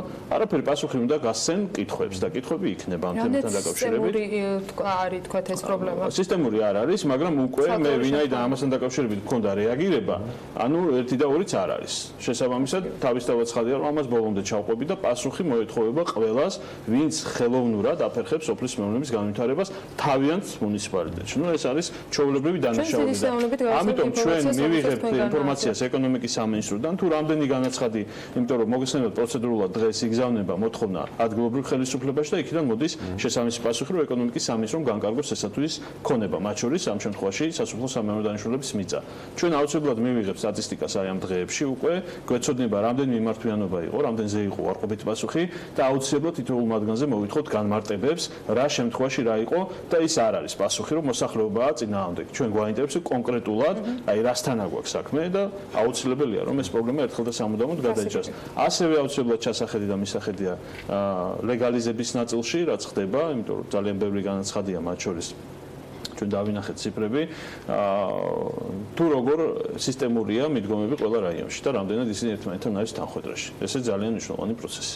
რაც შეეხება კანონს, რომელთან დაკავშირებითაც უკვე რამდენი ხანია ვსაუბრობთ, რა შეიცვალა, როგორც ვთქვი, იყო მეხუთე მუხლის ცვლილება, დღეს რა ფორმით არსებობს პროექტი, რომელიც პირველი მოსმენით არის განხილული? პრინციპული, შემიძლია გითხრათ, რომ პრინციპული არც არაფერი ისეთი არ შეცვლილა, უბრალოდ ჩვენ პირველ რედაქციაში რაც ჰქონდა ატვირთული, ის იყო პროცედურულად გათვალისწინებული, იმიტომ რომ შემდეგ ის რაც რეალურ აზრზე ჩვენ უკვე სესიაზე ვისაუბრეთ, ის არის საბოლოო ვარიანტი. ძირითადად არის ტერმინები, ანუ ჩასწორდა ვალდებულებები ამოვიდა, მე მგონი როგორც ჩანს ამ დამუშავების სანქციების ნაწილი არა, სანქციების ნაწილი არის აღმასრულებელში. ანუ სააგენტო, ანუ თემა იყო მანდ ერთ-ერთი ცვლილება იყო სააგენტოსთან მიმართებაში, რომელზეც ჩვენ პირველი მოსმენის პარაგრაფში ვთქვით, რომ სამისუკვლევით ცენტრში ჩამოყალიბდებოდა აღნიშნული, იმიტომ რომ ჩვენ პირველად ინიციატივაში ჰქონდა, რომ ცალკე უნდა ყოფილიყო სიპი, რომელიც უზრუნველყოფდა მიწის მართვასა და მონიტორინგს, თუმცა შემდეგ კონსულტაციები ჰქონდა და შესაბამისად მეორე მოსმენის პარაგრაფში, რომელიც გუშინ ჰქონდა კომიტეტში, ჩვენ უკვე გავიარეთ დამატებით კონსულტაცია და შესაბამისად ჩამოყალიბეთ, რომ იქნება სააგენტო, თუმცა ეს სავარაუდოდ არ იქნება ახალი, არამედ რომელიმე არსებული სააგენტოს ბაზაზე იქნება, იმიტომ რომ ძალიან მნიშვნელოვანია ფოკუსირებულად ერთი მიმართულებით ჰქონდეთ ამ, ესე ვთქვათ, სააგენტოს სპეციალიზაცია, რათა სხვა ფუნქციები არ ჰქონდეს, არამედ იყოს მიწის რაციონალური გამოყენება, მართვა, მონიტორინგი და ასე შემდეგ და ასე შემდეგ. ანუ კონკრეტიკა უკვე სააგენტოს სააგენტო აღმასრულებელი კანონები წავა ყველაფერი სააგენტოში. იმის გამო კანონმა ასე სააგენტომ დაარეგულიროს. მე გულისხმობ რას, რომ თქვათ 3 წელი თუ არ განკარგა შესაბამისად ის საჯერიმო ძირითადი, ანუ რაც შეიძლება და კანონში დარჩენილი იყო დავტოვეთ კანონში, დანარჩენი იქნება ინსტრუქციის ნაწილში, რომელზეც აიღებს გარკვეულ ვადას და ეს იქნება სავარაუდოდ 2020 წლის 1 იანვარი, როდესაც ეს არის ზეპირად შეთანხმებული ვადა, როდესაც უკვე ყველა ეს მათ შორის სანქციური ნაწილი იქნება წამახალისებელი, იქნება უკვე ჩამოყალიბებული მეთოდოლოგიურად სააგენტოს მიერ. მათ შორის რაღაცები დარჩა, თავისთავად ცხადია, იგივე ვალდებულების შეუსრულობის შემთხვევაში ერთ წელიწადში გასხვისება და რაც კანონი რასაც ითვალისწინებს და დანარჩენი უკვე იქნება აღმასრულებელი რგოლის ფუნქცია. გასაგებია, დიდი მადლობა. დიდი სიამოვნებით ამ თემებზე გავაგრძელებთ აუცილებლად მომავალშიც საუბარს და არა მხოლოდ ამ თემებზე. რაც შეეხება ეკონომიკის სამინისტროსგან გამოთხოვილ სტატისტიკას, ამასთან დაკავშირებით BMG აუცილებლად მოგაკითხავ და შემდეგ ინფორმაციას გავუზიარებთ მაყურებელს. ოთარ დანელია იყო საქმიანი დილის სტუმარი.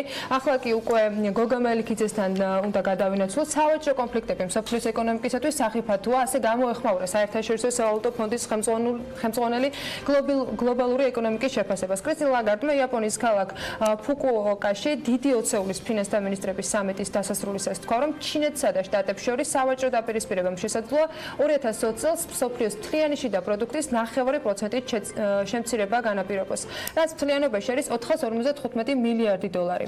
არც ეკონომიკებს არგებს და ვერც საფონდო ბირჟებია მშვიდად ამერიკა-ჩინეთის კონფლიქტის პარალელურად. დანარჩენზე უკვე გოგა მელიქიძე მოგუყვება, რა ხდება საერთაშორისო საფონდო ბირჟებზე. გოგა, დილა მშვიდობის. დილა მშვიდობის, ანა მივესალმები მაყურებელს.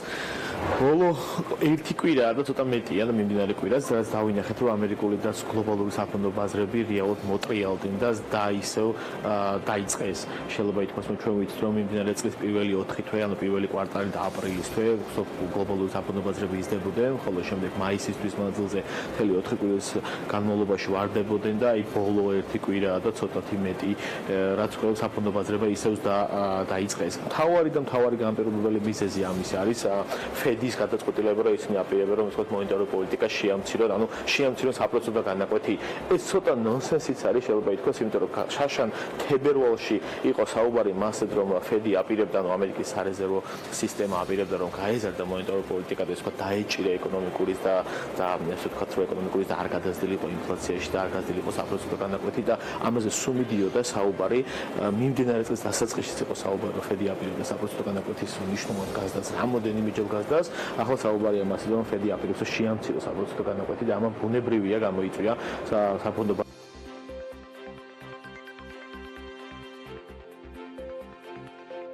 გოგა მელიქიძეს დაუბრუნდებით აუცილებლად მცირე ტექნიკური ხარვისათვის ბოდიში.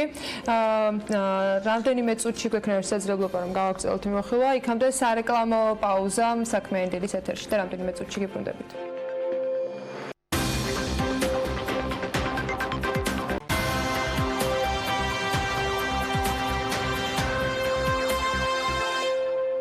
გოგა მელიქიძეს უბრუნდებით, რომელიც გალტენტაგარტის ოფისიდან მთელ მსოფლიოს შემოგვატარებს და ემედი ამჯერად ტექნიკური ხარვეზების გარეშე. გოგა, თუ გესმის ჩემი?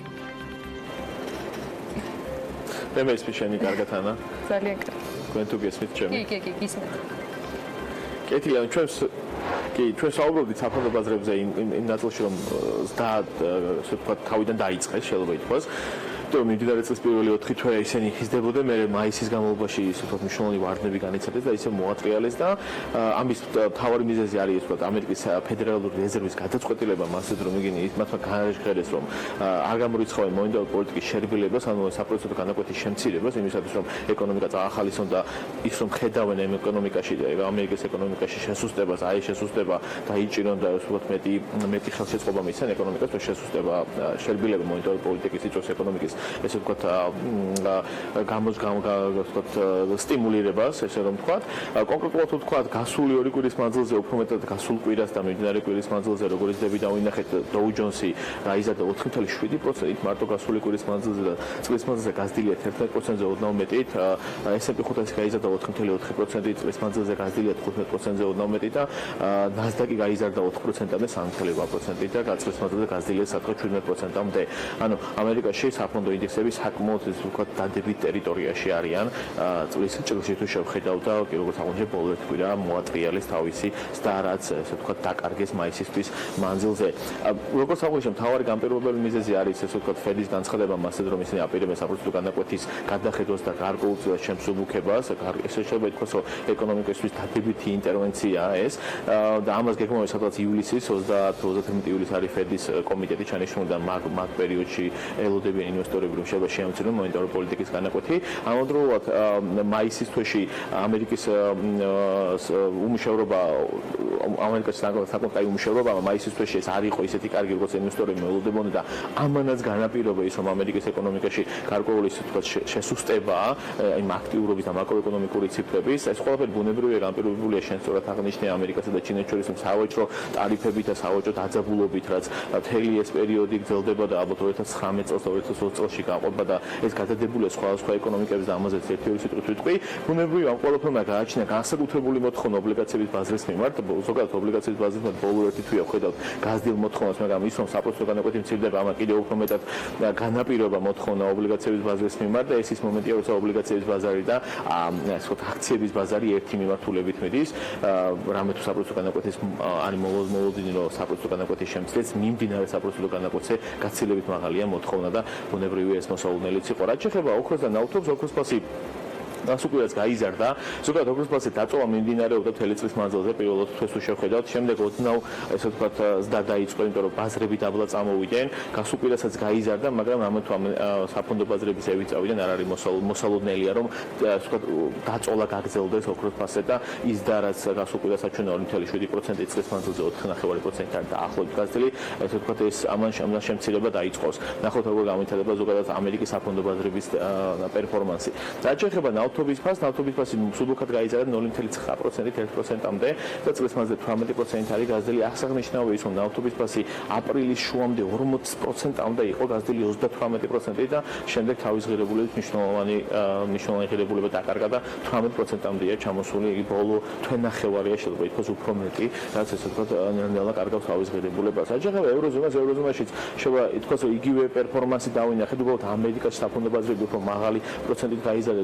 ევროზონაში მარიო დრაგიმაც როგორც ფედმა ასევე ევროპის ცენტრალურმა ბანკმა მარიო დრაგი პრეზიდენტმა განაცხადა რომ ისიც არ გამორიცხავს გარკვეულ ინტერვენციას მონეტარული პოლიტიკის კუთხით ევროზონის ეკონომიკაში უბრალოდ იგი იგი დაელოდება როგორი ეკონომიკური მაჩვენებლები გამოვა და როგორ ესე ვთქვათ როგორი ეკონომიკური მაჩვენებლებს აჩვენებს ევროზონა და როგორ გადაწყდება ბრექსიტის საკითხი იტალიის საკითხი და მის შემდეგ იმოქმედებს მონეტარული პოლიტიკის თვალსაზრისით და იძახებს რომ 2020 წლის პირველი ორი კვარტალის მანძილზე იგი არაპირებს არ შეამციროს გაამკაცოს მონეტარული პოლიტიკა. შედეგად დავინახეთ საფონდო ინდექსების და დაახლოებით სტოქს 600 მსხვილი ევროპული საფონდო ინდექსი გაიზარდა დაახლოებით 2.3% და წლის მანძილზე 11%-მდეა გაზრდილი. DAX 30 გერმანული ინდექსი CAC 40 გაიზარდა სადღაც 2.4-2.5% და წლის მანძილზე 13-14% არის გაზრდილი. საკმაოდ კარგი ზრდებია ევროზონისთვის. რაც შეეხება FTSE-ას და FTSE 250-ს, FTSE 100 უფრო კარგად გაიზარდა დაახლოებით 2.3% და წლის მანძილზე 9% არის გაზრდილი და FTSE 250 გაიზარდა დაახლოებით 1%-ით 0.9% წლის მანძილზე სადღაც 10%-მდე არის გაზრდილი. რაც შეეხება ევროზონაში არის მთავარი ამბავი იტალიაში მიმდინარე მოვლენები, იტალიაში და ევროკომისიას მორიგი დაძაბულობა აქვს, ერთი რომ ვერთახდებიან ფისკალურ პოლიტიკაზე, მეორე მათ შორის დაძაბულობა არის ის რომ საგარეო ვალი იტალიამ დაარღვიეს სტანდარტები საგარეო ვალის მოთხოვნების მიმართულებით, საგარეო ვალი თლიანში და პროდუქტის აქვს დაახლოებით 133% და 2020 წელს აპრილში გაზარდა 115%-მდე, როცა ევროკომისიის მოთხოვნა იყო 60%, ანალიტიკოსები ველოდებიან რომ წლის მეორე ნახევარში კიდევ უფრო დაიძაბება ევროკომისიასა და იტალიის სახელმწიფოების შორის ურთიერთობა და ეს ბუნებრივად დააწვება ევროზონის ზოგადად ეკონომიკის განვითარებას. გერმანიის ცენტრალურმა ბანკმა შეამცირა გერმანიის ეკონომიკური და წლის დასაწყისში ჰქონდა დაახლოებით 1.6%-მდე მოსალოდნელი 2019 წლის ეკონომიკური და ეს შეამცირა 0.6%-მდე, რომ მნიშვნელოვანი შემცირება და მთავარი განპირობებული მიზეზი არის შემცირება ექსპორტში და შემცირება წარმოებაში.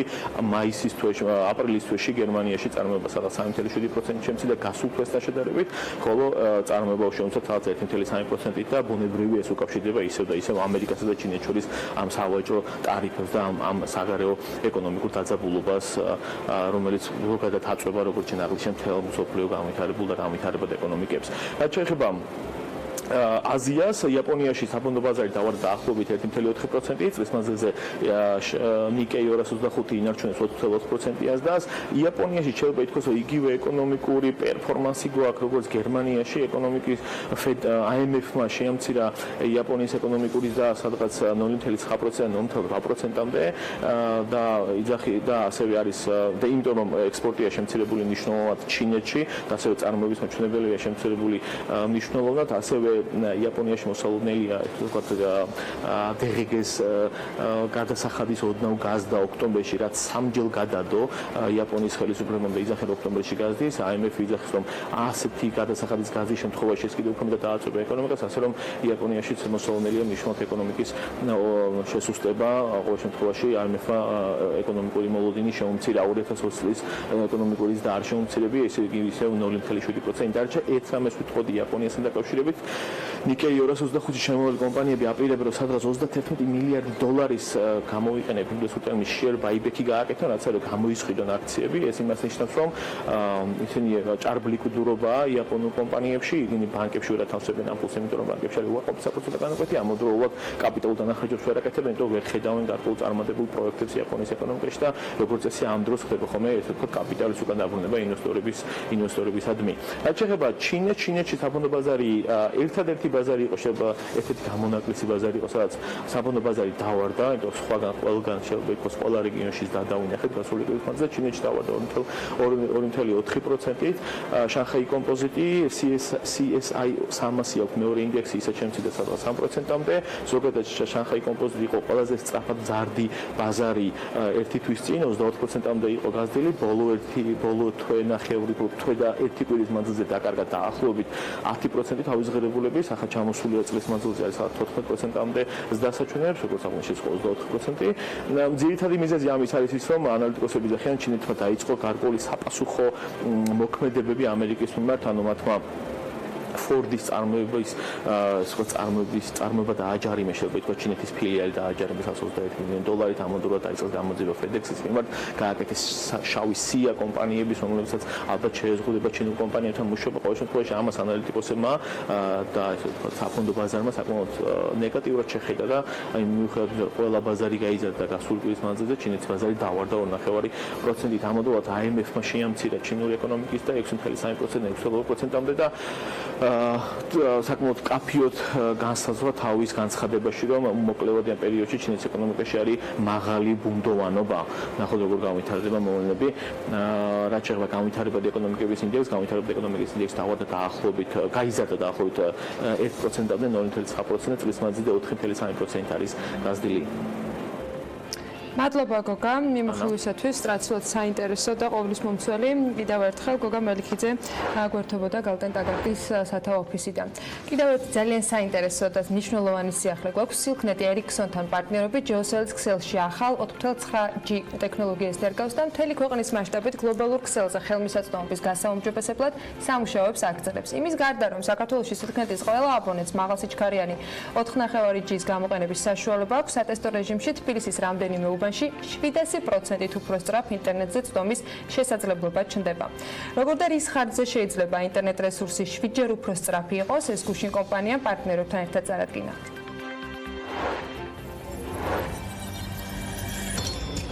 ბავშვობაში ვის არ უოცნებია, რომ თანოსის მსგავსად ჩვენი სურვილები თითის ერთი მოძრაობით შესრულებულიყო.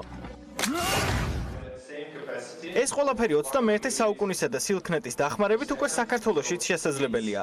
რამდენიმე დღეში თბილისის ცენტრალურ უბნებში 4.9G სიჩქარის ინტერნეტი ამოქმედება, რაც საშუალებას მოგცემთ მაგალითად ფილმის შურის მაძიებლები HD ხარისხით სულ რაღაც რამდენიმე წამში გადმოწეროთ. როგორც სილქნეტის გენერალური დირექტორი გვიყვება, საწყის ეტაპზე მაღალი სიჩქარის ინტერნეტი მხოლოდ ცენტრალურ უბნებში ამოქმედება და ქალაქში ახალი ტექნოლოგიის შემოსვლას სილქნეტი ჯეოსელის ყველა ტიპის სმარტფონის მფლობელები იგრძნობენ, თუმცა სიახლის 100%-ით ათვისებას მხოლოდ ბოლო თაობის ტელეფონები შეძლებენ. ეს არის პრინციპში 7-ჯერ უფრო გაჩქარებული ინტერნეტი, კონკრეტული გადაცემის ჩაწერა, მაშინ როცა მოხდა წუთსა და 10 წამში პრაქტიკულად მთელი გადაცემის ჩაწერა 4.5G ტექნოლოგიით მოხდა ამ გადაცემის მხოლოდ 17%-ის ჩაწერა. ანუ ეს არის ძალიან სწრაფი ინტერნეტი. ჩვენ ავარჩიეთ ასე ვთქვათ ლაბორატორია, ასე დავარქვით ამას პირობითად. ეს არის სოლოლაკი, მთაწმინდა, ვერა, ბაგები, ლაკე და რუსთაველის გამზირი თავის გარშემო თქვა დასახლებებით ეს უბნები, სადაც მოსახლეობაც და იქ მყოფი ტურისტები იგრძნობენ ალბათ აი ამ მთელი ტექნოლოგიის ბევრად უფრო ხარისხს და სისწრაფეს. კომპანია სილქნეთმა თანამშრომლობა ერთ-ერთ გლობალურ ლიდერთან, ერიქსონთან გაოფიციალურად და მის ფარგლებში მთელი ქვეყნის ტერიტორიაზე ფართომასშტაბიანი სამუშაოების ჩატარებაა დაგეგმილი, რაც რამდენიმე ასეულ მიკრო და ახალი საბაზო სადგურების მშენებლობას ითვალისწინებს. შედეგად ჯეოსელის აბონენტები 4.5G მობილურ ინტერნეტ მომსახურებას მთელ საქართველოში მიიღებენ. მოხარულები ვართ, რომ სილქნეთმა ჩვენი მხარდაჭერით საქართველოში პირველმა განახორციელა გიგაბიტ LTE ქსელის კომერციულად გაშვება. ეს მნიშვნელოვანი მიღწევა ჩვენი და სილქნეთის ერთობლივი ძალისხმევის შედეგია, რომლის მიზანი მსოფლიო დონის ქსელის უზრუნველყოფაა. მეხუთე თაობის ტექნოლოგიის დასანერგად ოპერატორებს დიდი გზის გავლა უწევთ. გიგაბიტ LTE კი ერთ-ერთი საშუალებაა იმისთვის, რომ სამომავლოდ ეს ტექნოლოგიური მიღწევაც დაინერგოს, რათა ოპერატორებმა თავიანთ მომხმარებელს საუკეთესო მომსახურება შესთავაზონ. ამასთანავე ჩვენ შორის დადებული შეთანხმების საფუძველზე დავიწყებთ შემდგომ მასიურ სამუშაოებს სილქნეთის მობილურ ქსელში, რის შედეგადაც სილქნეთი თავის მობილურ აბონენტებს საუკეთესო ხარისხის ყველაზე სწრაფი 4.5 თაობის ინტერნეტით უზრუნველყოფს. სილქნეთს 5G ინტერნეტთან, რომელიც გლობალურ ბაზარზე ახლა იკიდებს ფეხს, ერთი ნაბიჯი გააკლია. 21 საუკუნეში ეს მხოლოდ გადმოწერის სიჩქარეს არ ნიშნავს. ზეჩქარი ინტერნეტის მეშვეობით უფრო ფართო შესაძლებლობები ეხსნებათ ისეთ ტექნოლოგიებს, როგორიცაა თვითმართვადი ავტომობილები, ხელოვნური ინტელექტი, რობოტები და ასე შემდეგ. ასე რომ სილქნეთის მომხმარებლები ხვალიდან ახალი თაობის მობილურ ინტერნეტს მიიღებთ და ნებისმიერ ოპერაციას წამის მიასეთში შეასრულებთ. დიახ, არ გეშლებათ. ეს სიჩქარე რეალურია და მომავალიც ხელშესახები. მობილური ქსელის გაუმჯობესება სილქნეთის სტრატეგიულ პარტნიორებთან ერთად ერიქსონთან ერთად განახორციელებს უფრო უკეთ იმაში გასარკვევად, რას ნიშნავს 4.9G ტექნოლოგია და რა სჭირდება ჯეოსელის მომხმარებლებს, რომ ამ შესაძლებლობით ისარგებლონ. ამაში ჩვენი სტუმარი გაგვარკვევს, ბაჭა ჩინჩალაძე, სილქნეთის კომერციული დირექტორის შემოგვიერთდა საქმიანი დილის ეთერში. მოგესალმებით. მადლობა, რომ ხართ ჩვენთან ერთად. 7ჯერ უფრო სწრაფი ინტერნეტი ლაბორატორიაში პირველ ეტაპზე იმ სატესტო რეჟიმში, რომელიც თბილისის რამდენიმე ცენტრალურ უბანს მოიცავს. რა ტექნოლოგიაზეა საუბარი და რას ნიშნავს 7ჯერ უფრო სწრაფი ინტერნეტი? რეალურად დღეს ჯეოსელის სილქნეთის აბონენტებს შეუფერხებლად ნებისმიერი ვთქვათ ტელევიზიის იქნება თუ YouTube-ის არხის თუ სხვა ყველაფრის ნახვის შესაძლებლობა აქვთ, მაგრამ რა შესაძლებლობებია ეს დამატებით? გამარჯობა კიდევ ერთხელ, პირველ რიგში ძალიან დიდი მადლობა სტუდიაში მოპატიჟებისთვის. ჩვენ გუშინ როგორც ნახეთ, გავიწყეთ ახალი ტექნოლოგიის დანერგვა, გიგაბიტ LTE ტექნოლოგია 4.9G, რომელიც სატესტოდ გავუშვით თბილისის რამდენიმე უბანში, დაწყებული რუსთაველის გამზირიდან, სოლოლაკში, ვერის უბანი, ასე ლაკე, დამთავრებული ბაგებამდე, ამ ტერიტორიის გარშემო და რუსთაველის მიმდებარე ტერიტორიაზე სრულად არის ხელმისაწვდომი, ხვალიდან ჩაირთვება ეს ტექნოლოგია და სრულად იქნება ხელმისაწვდომი. და ეხლა რას ნიშნავს ამ ტექნოლოგიით სარგებლობა? დაახლოებით 7ჯერ უფრო სწრაფია ეს წინა ტექნოლოგიასთან შედარებით, 1000 მეგაბიტ/წამამდე სიჩქარეებს აღწევს ამ ტექნოლოგიით მომხმარებელი, რაც საშუალებას აძლევს, რომ ყველაზე მაღალი ხარისხის ვიდეო კონტენტიც კი მაქსიმუმ 20 წამში გადმოტვირთოს და უყუროს. პრაქტიკულად ეს იძლევა საშუალებას ნებისმიერი ინტერნეტ კონტენტის უწყვეტ რეჟიმში ყურებას წამების მეასეთში, ძალიან სწრაფ რეჟიმში და წინა ტექნოლოგიებთან შედარებით თავარი სხვაობა არის ის, რომ სიჩქარე არის ზემაღალი. ესეთი მაღალი სიჩქარეები დღესდღეობით სხვა ტექნოლოგიებში არ არსებობს. ერთადერთი არის 5G, რომელიც სულ რამოდენიმე ქვეყანაშია და ეხა იდგავს ფეხს და ასე ვთქვათ, ჯერ კომერციულად ნაკლებად არის ყველგან გაშვებული. თვითონ 4.9G-ც არის ძალიან ახალი ტექნოლოგია. სილქნეთი არის მსოფლიოში 33 ოპერატორი, ვინც ეს დანერგა და ამ რეგიონში და საქართველოს არ ლაპარაკობ, უშუალოდ რეგიონში პირველები ვართ, ვინც ამ ტექნოლოგიას ნერგავთ და სატესტოდ გავუშვით ეს მხოლოდ რამდენიმე უბანში, გამომდინარე იქიდან, რომ ტელეფონები დღეს ბაზარზე არსებული ტელეფონები, მხოლოდ ახალი თაობის ტელეფონები, როგორც არის ბოლო მოდელის iPhone-ები და ასე ვთქვათ Android-ები, აქვს საშუალება სრულად შეიგრძნონ და აითვისონ 100%-ით ეს სიჩქარეები. Რა თქმა უნდა, ყველა სხვა მომხმარებელს, რომელსაც აქვს შედარებით წინა თაობის ტელეფონები, მათთვისაც საგრძნობი იქნება ეს სიჩქარეები. ანუ 700%-იანი 100%-ით ვერ აითვისება. ზოგი ამას 30% იგრძნობს, ზოგი 50%, თუმცა ყველასთვის გაუმჯობესდება სიჩქარე. ბატონო, ჩვენ სატესტო რეჟიმი, ასე ვთქვათ, როდის შეიძლება გაფართოვდეს, ანუ ეს გაქრებით თუ გაკეთებული რომელ უბანში როდის შეიძლება გაეშვეს დანარჩენი.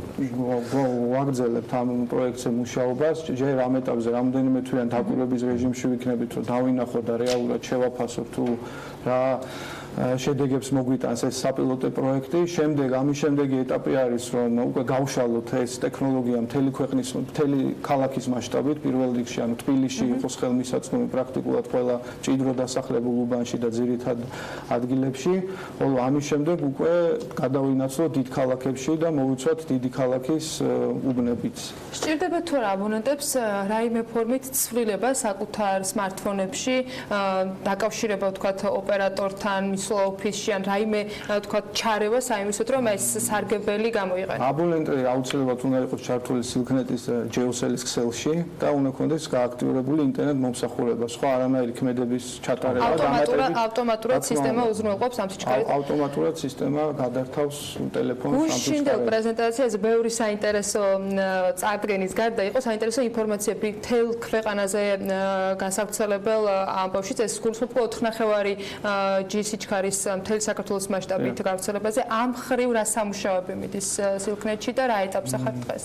ამ ხრივ გავაფორმეთ შეთანხმება ასევე ჩვენ სტრატეგიულ პარტნიორთან Ericsson-თან, დავგეგმეთ რამოდენიმე ასეული საბაზო სადგურების დაყენება, როგორც მიკროსადგურების, ისე დიდი საბაზო სადგურების დაყენება მთელი ქვეყნის მასშტაბით, რაც დაგეგმილია, რომ დასრულდეს ამ წლის შემოდგომაზე და პრაქტიკულად მთელი ქვეყნის მასშტაბით ჩვენ მომხმარებლებს ექნებათ საშუალება უწყვეტი 4.5G მობილური ინტერნეტის საშუალებით მიიღონ ის მომსახურებები, რა მომსახურებით მათ სჭირდებათ თავიანთ ყოველდღიურ ცხოვრებაში. და ეს შემოდგომაზე უკვე დასრულებული უნდა იყოს. ეს შემოდგომაზე დასრულებული იქნება და მთელი ქვეყნის მასშტაბით იქნება ხელმისაწვდომი. იქ სადაც არ არის სადგურები თუ სადაც არის იქაც დამატებით. სადაც არის სადგურები, იქ დამატებით გავაჩენთ 4.5G ტექნოლოგიას და სადაც არ არის სადგურები და არ არის დაფარვა, იქ ახალ საბაზო სადგურებს ავაშენებთ, რადგან გაჩნდეს სრული დაფარვა, როგორც ხმოვანი მომსახურებების კუთხით, ასევე მობილური ინტერნეტის კუთხით. ბატონო, ჯამში რას გულისხმობს Ericsson-თან პარტნიორობა? რა არის თქვენი მუშაობის სამიზნე? ჩვენი მუშაობის სამიზნე ბაზრის შესწავლიდან გამომდინარე და სხვადასხვა კვლევებიდან ჩანს, რომ უახლოესი 5 წლის განმავლობაში ძირითადი ზრდა იქნება მობილური ინტერნეტის კუთხით და მობილური ინტერნეტის მოხმარება სადღაც დაახლოებით 5-6-ჯერ გაიზრდება. ანუ დღეს თუ საშუალოდ ერთი აბონენტი 2 გიგაბაიტ ინტერნეტს ხმარობს, 5 წლის მერე ეს ავა 12 და 13 გიგაბაიტამდე. იმისათვის რომ ჩვენ მხარი აუბათ ამ ზრდას და მოთხოვნას აუცილებელია გქონდეს მთელი ქვეყნის მასშტაბით საუკეთესო ხარისხი, საუკეთესო დაფარვა და უწყვეტი მობილური ინტერნეტის მომსახურება შევთავაზოთ ჩვენ აბონენტებს. ეს რას ნიშნავს, რომ მომხმარებელს შეეძლოს გადაადგილება, იქნება ეს მანქანით გადაადგილება ფეხით სიარული თუ ის და ამ ასობაში ის ეხმარობდეს მობილურ ინტერნეტს, რომ მას არანაირი წყვეტა არ ქონდეს, როგორც თბილისში, ისე საავტომობილო მაგისტრალებზე და ისე რეგიონის ყველა დასახლებულ პუნქტში და ასევე რა თქმა უნდა მაგალითად რაჭაში. ანუ კონკურენცია სხვა ასე ვთქვათ და სტრატეგიული განვითარების მიზნები გადადის ასე ვთქვათ ამ სექტორში, ხო? აქ კიდევ იმას ვიტყვი, რომ ამ მობილური ინტერნეტის მოხმარების ზრდას ძირითადად განაპირობებს მობილურში ვიდეოს ყურება. ანუ ახალგაზრდები და ახალგაზრდა თაობები ნელ-ნელა შორდებიან ტელევიზიებს და გადადიან ყურებაზე. როგორც თქვენ ხედავთ, ახალი smartphone-ების წარმოებლებიც ყოველ ეტაპზე ახალ ისე ტელეფონებს უშვებიან, რომ უფრო და უფრო უკეთესი იყოს ტელეფონებზე გამოსახულება და ეკრანის ფართობი იმისათვის, რომ აღქმა იყოს გაიგო. შესაბამისად, ჩვენ აქაც უპირობო ლიდერები ვართ, გამომდინარე იქიდან, რომ ძალიან ბევრი მაღალხარისხიანი ექსკლუზიური კონტენტი გვაქვს სპორტის მიმართულებით, პრაქტიკულად ყველა წამყვანი სპორტული ჩემპიონატების ექსკლუზიური მფლობელები ვართ, პრემიერ ლიგიდან დაწყებული, ლა ლიგით დამთავრებული, გვაქვს ასევე ძალიან კარგი ვიდეოთეკა ყველაზე თანამედროვე სერიალების ამედიათეკასთან ერთად გავაფორმეთ და ვგეგმავთ, რომ ყველა ეს კონტენტი მივაწოდოთ ჩვენ მომხმარებელს, ისე რომ მობილური საშუალებით მთელი ქვეყნის მასშტაბით გქონდეთ ამის ყურების საშუალება და Ericsson-თან პარტნიორობა ზუსტად აი ამას მოიცავს, რომ ამის მიწოდების საშუალება გქონდეს. სილქნეთი უზრუნველყოფს იმას, რომ სანახავიც გქონდეს და ნახვის პრობლემაც არ შეიქმნას. წარმატებებს გისურვებთ და დარწმუნებული ვარ, კიდევ ბევრი საინტერესო სიახლე იქნება თქვენგან, რომელსაც ჩვენს მაყურებელს ეტაპობრივად გავუზიარებთ. ხოლმე მადლობა იმისთვის, რომ ვიყავით ჩვენთან ერთად. ბაჩო ჩინჩელაძე, სილქნეთის კომერციულ დირექტორის მასპინძლობდით საქმიანი დილის ეთერში და მადლობა მას კიდევ ერთხელ სტუმრობისათვის. წინ სარეკლამო პაუზა გვაქვს და რამდენიმე წუთში გაგიბრუნდებით.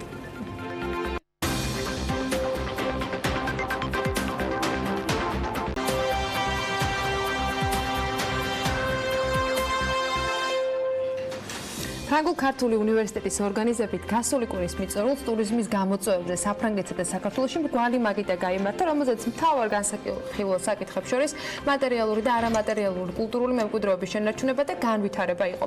დისკუსიის შინაარსზე და ამ ურთიერთობებზე უფრო ცვლად სტუმრებთან ერთად ვისაუბრებთ. ოდრი მარგარიტა ინსტიტუტ ფრანსის საზოგადოებასთან ურთიერთობის კოორდინატორი და ნათია მსხალაძე კამპუს ფრანსის წარმომადგენელი კოორდინატორი არიან ჩვენთან ერთად და სწორედ ისინი გვეტყვიან უფრო მეც მოგესალმებით. მადლობა რომ ხართ ჩვენთან ერთად. ნათია, მოდი დავიწყოთ თქვენგან რა პროექტზე არის საუბარი, ვიცი რომ საქართველოში ჩნდება შესაძლებლობა, როდესაც ახალგაზრდებს შეუძლიათ ამ ინსტიტუტის დახმარებით განათლება სწორედ ამ მიმართულებით გაიღრმავონ. რა პროექტი არის და რა შესაძლებლობაზეა საუბარი? მოგესალმებით, პირველად ძალიან დიდი მადლობა მოწვევისათვის და ვფიქრობ მართლა ძალიან მნიშვნელოვანი პროექტი აქედან გამომდინარე, რომ ეს არის ორ ქვეყნებს შორის ურთიერთობის კიდევ უფრო გაღრმავება, ამ შემთხვევაში კულტურისა და განათლების მიმართულებით. ეს არის საფრანგეთის საელჩოს ინიცირებული პროექტი საქართველოს მთავრობასთან ერთად, რომელსაც ამ შემთხვევაში უწევს კოორდინებას საქართველოს ფრანგული ინსტიტუტი და ზუსტად გასულ კვირას ჩვენ მქონდა ძალიან მნიშვნელოვანი ღონისძიება, რომელსაც ჰქონდა ორი მიზანი. პირველი ეს იყო ჩვენი სამაგისტრო პროგრამის პრეზენტაცია და გაცნობა ფართო საზოგადოებისათვის, ხოლო მეორე ეს იყო სწორედ იმ მნიშვნელოვან თემაზე საუბარი, რომელიც არის კულტურული მემკვიდრეობა და ზოგადად დაცვა ტურიზმის მიმართულებით ამ კულტურული მემკვიდრეობის. ვიდრე ამ დისკუსიაზე მრგვალი პაკეტის ფორმატში გამართულზე ვისაუბრებთ, თავად ამ სამაგისტრო პროგრამაზე მინდა რომ მითხრათ ორი სიტყვა თქვენ და შემდეგ უკვე ქალბატონო დრისკენ გადავინაცვლებთ. რა მიმართულებით შეუძლიათ ახალგაზრდებს სწორედ მაგისტრის ხარისხის მიღება ამ უნივერსიტეტში? დიახ, მოგახსენებთ, ეს არის სამაგისტრო პროგრამა, რომელსაც ქვია ტურიზმი და კულტურული მემკვიდრეობა. გამომდინარე იქედან, რომ საქართველოს აქვს ძალიან დიდი პოტენციალი და ჩვენი კულტურული მემკვიდრეობა ნამდვილად იმსახურებს საზოგადოების ყურადღებას, განსაკუთრებით მრავალრიცხოვანი ტურისტებისა და აქედან გამომდინარე ჩვენ გამოვიყენეთ საფრანგეთის გამოცდილება, რომელიც არის პირველი ტურისტული მიმართულება ჯერჯერობით კიდევ მსოფლიოში და რომელსაც აქვს ძალიან კარგად განვითარებული ასე ვთქვათ კულტურული მემკვიდრეობის დაცვა. აქედან გამომდინარე ჩვენ გამოვიყენეთ საფრანგეთის გამოცდილება ამ კუთხით და ლიონის უნივერსიტეტთან ერთად სწორედ აი ახლა აკრედიტაციის პროცესშია ჩვენი სამაგისტრო პროგრამა, რაც რეალურად საშუალებას აძლევს ქართულ სტუდენტებს მიიღონ ორმაგი დიპლომი თბილისის სახელმწიფო უნივერსიტეტთან ერთად და ლიონის მეორე უნივერსიტეტთან, ლუმიერის უნივერსიტეტთან ერთად და რეალურად მიიღონ შესაძლებლობა გაიღრმავონ ცოდნა, ჰქონდათ ორი დიპლომი და რა თქმა უნდა გამოცდილება ფრანგული, რაც თავისთავად პროგრამის ფარგლებში მოიცავს აგრეთვე სტაჟირებას, 6 თვიან სტაჟირებას საფრანგეთში.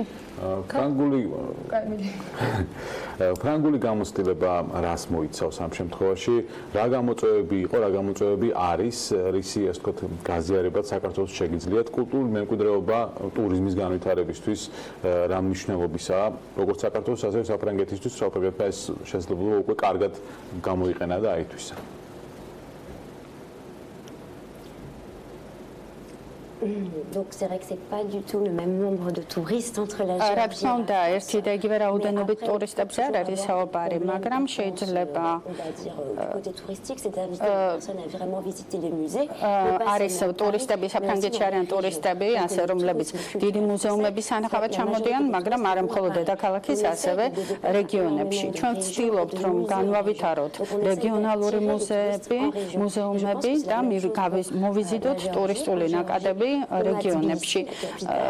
ნუ ვიცით, რომ საქართველოში არის დინამიური დედაქალაქი თბილისი, მაგრამ უეჭველად უნდა აუცილებლად განვითარდეს ტურიზმი რეგიონებში და ამისთვის საჭიროა სპეციალისტები, რომლებიც ამის, ასე ვთქვათ, დაგეგმვას განახორციელებენ და არა მხოლოდ თბილისში კათედრალურ, ესე იგი, ღირსშესანიშნავი ადგილების ისტორიული ადგილების მონახულების მთელი. დარწმუნებული რომ არა მხოლოდ ეს ადგილები იყო თქვენთვის მნიშვნელოვანი და საინტერესო, რატოს გადაწყდა რომ ამ ხრივ პარტნიორობას შემოსულიყავით საგანმანათლებლო სფეროში საქართველოსთან. რატომ საქართველოში იმ ფორმით თანამშრომლობა, რაზეც საუბრობთ საგანმანათლებლო ნაწილში, თქვენი ინტერესი რა არის და რა მსგავსებებს ნახულობთ განვითარების ეტაპებში? საქართველოს ბევრი უკრია რომ საფრანგეთის მსგავსი ტურისტული ვთქვათ მიმართულება იყოს მთელი მსოფლიოსათვის, იგივე ცნობადობა იქნება თუ მასშტაბები, მაგრამ ის განვითარების გზა, რომელიც საფრანგეთმა გაიარა, რატომ აირჩიეთ საქართველოს, თქვენთვის რა არის აქ საინტერესო? Alors avec la Géorgie, on a des points communs.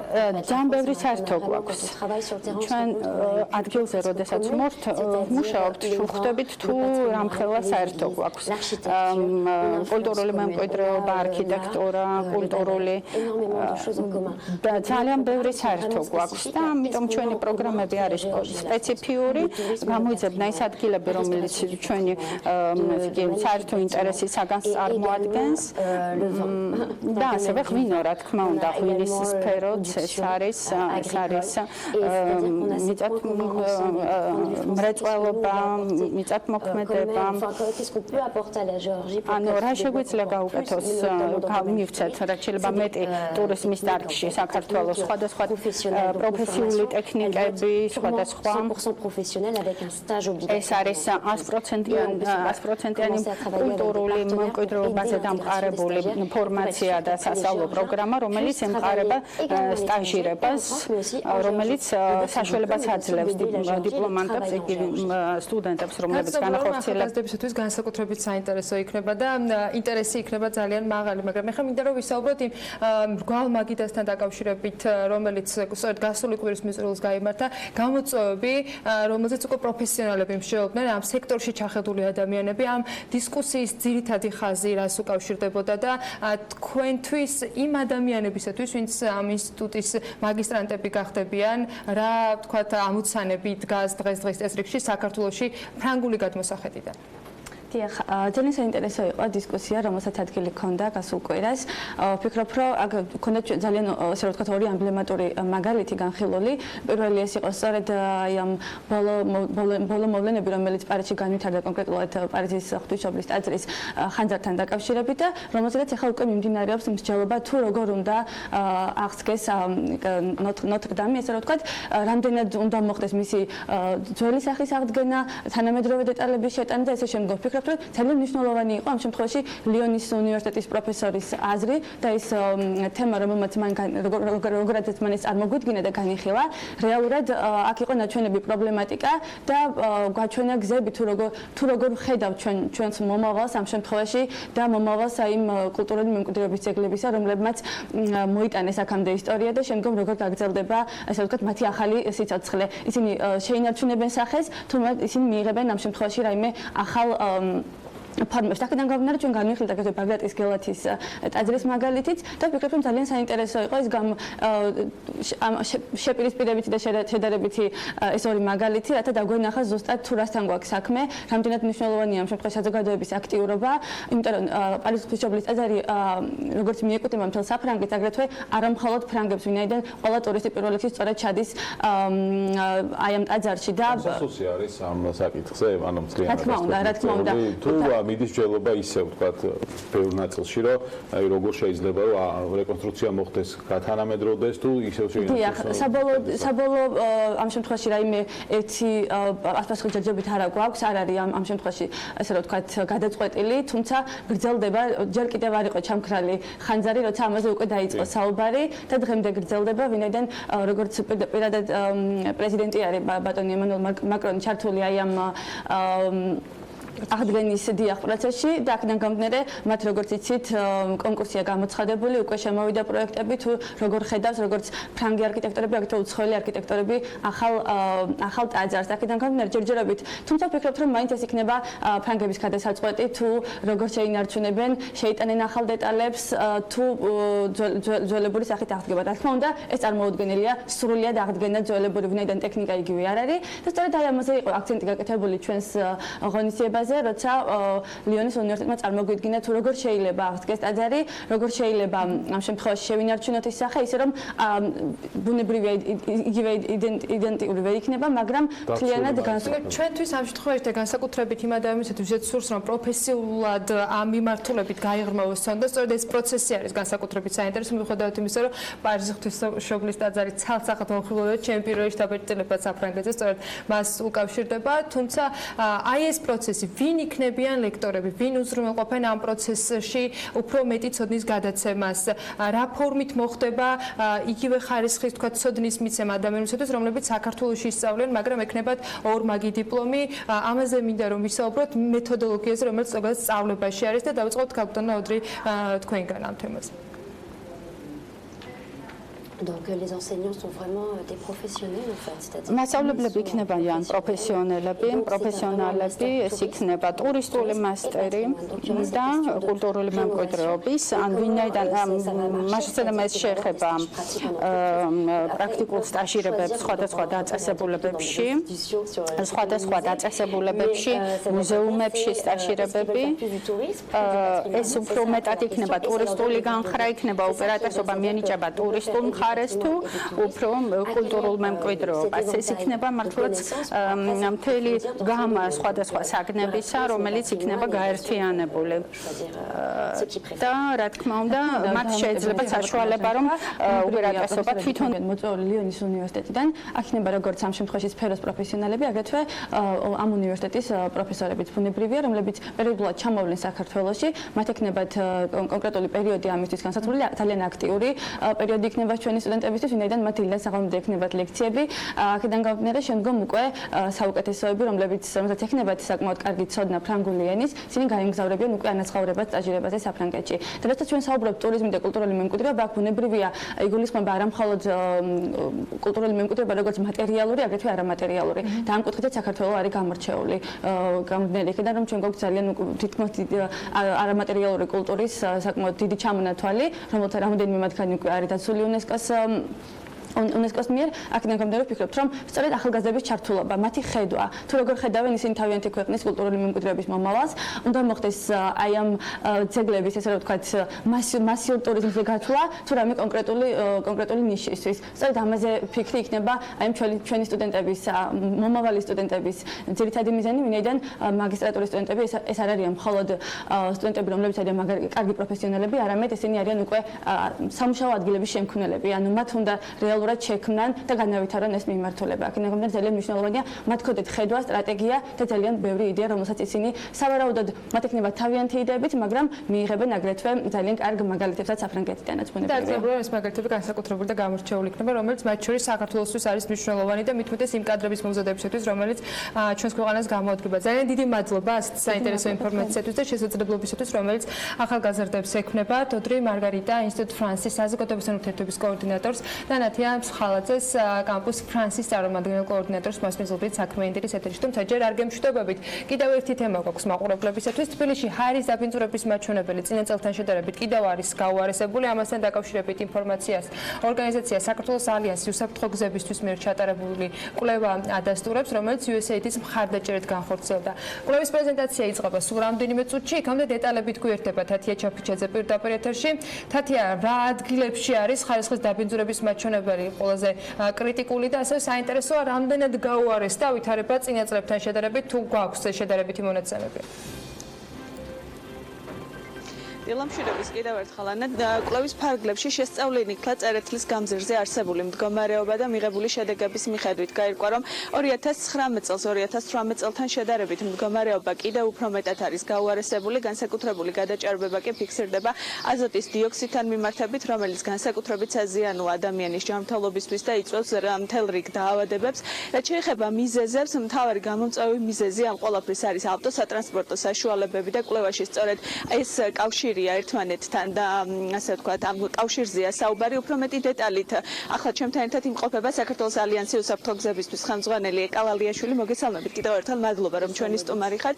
რა გამოვლინდა უშუალოდ კვლევის ფარგლებში და რა არის მთავარი გზავნილი ამ კვლევის და რომელიც შესაძლებელია მივიტანოთ მაყურებლამდე და სახელმწიფო უწყებებამდე. მოგესალმებით თქვენს მაყურებელს, დიდი მადლობა ამ ჩართვისთვის. მეტად მნიშვნელოვანია პირველ რიგში აღინიშნოს ის, რომ წერეთლის გამზირზე თავად ამ სადგურიდან მოპოვებული ინფორმაცია, რომელიც ოფიციალურად ყოველდღიურ რეჟიმში მოწმდება, ეს გარკვეულ მინიშნებებს გვაძლევს, თუ როგორი ვითარება არის იმ მაგისტრალურ ქუჩებზე, რომლებზეც მუდმივად გადაადგილება ხდება ავტოტრანსპორტით. ჩვენ განსაკუთრებით ვიკულიეთ ის მონაცემები, რომელიც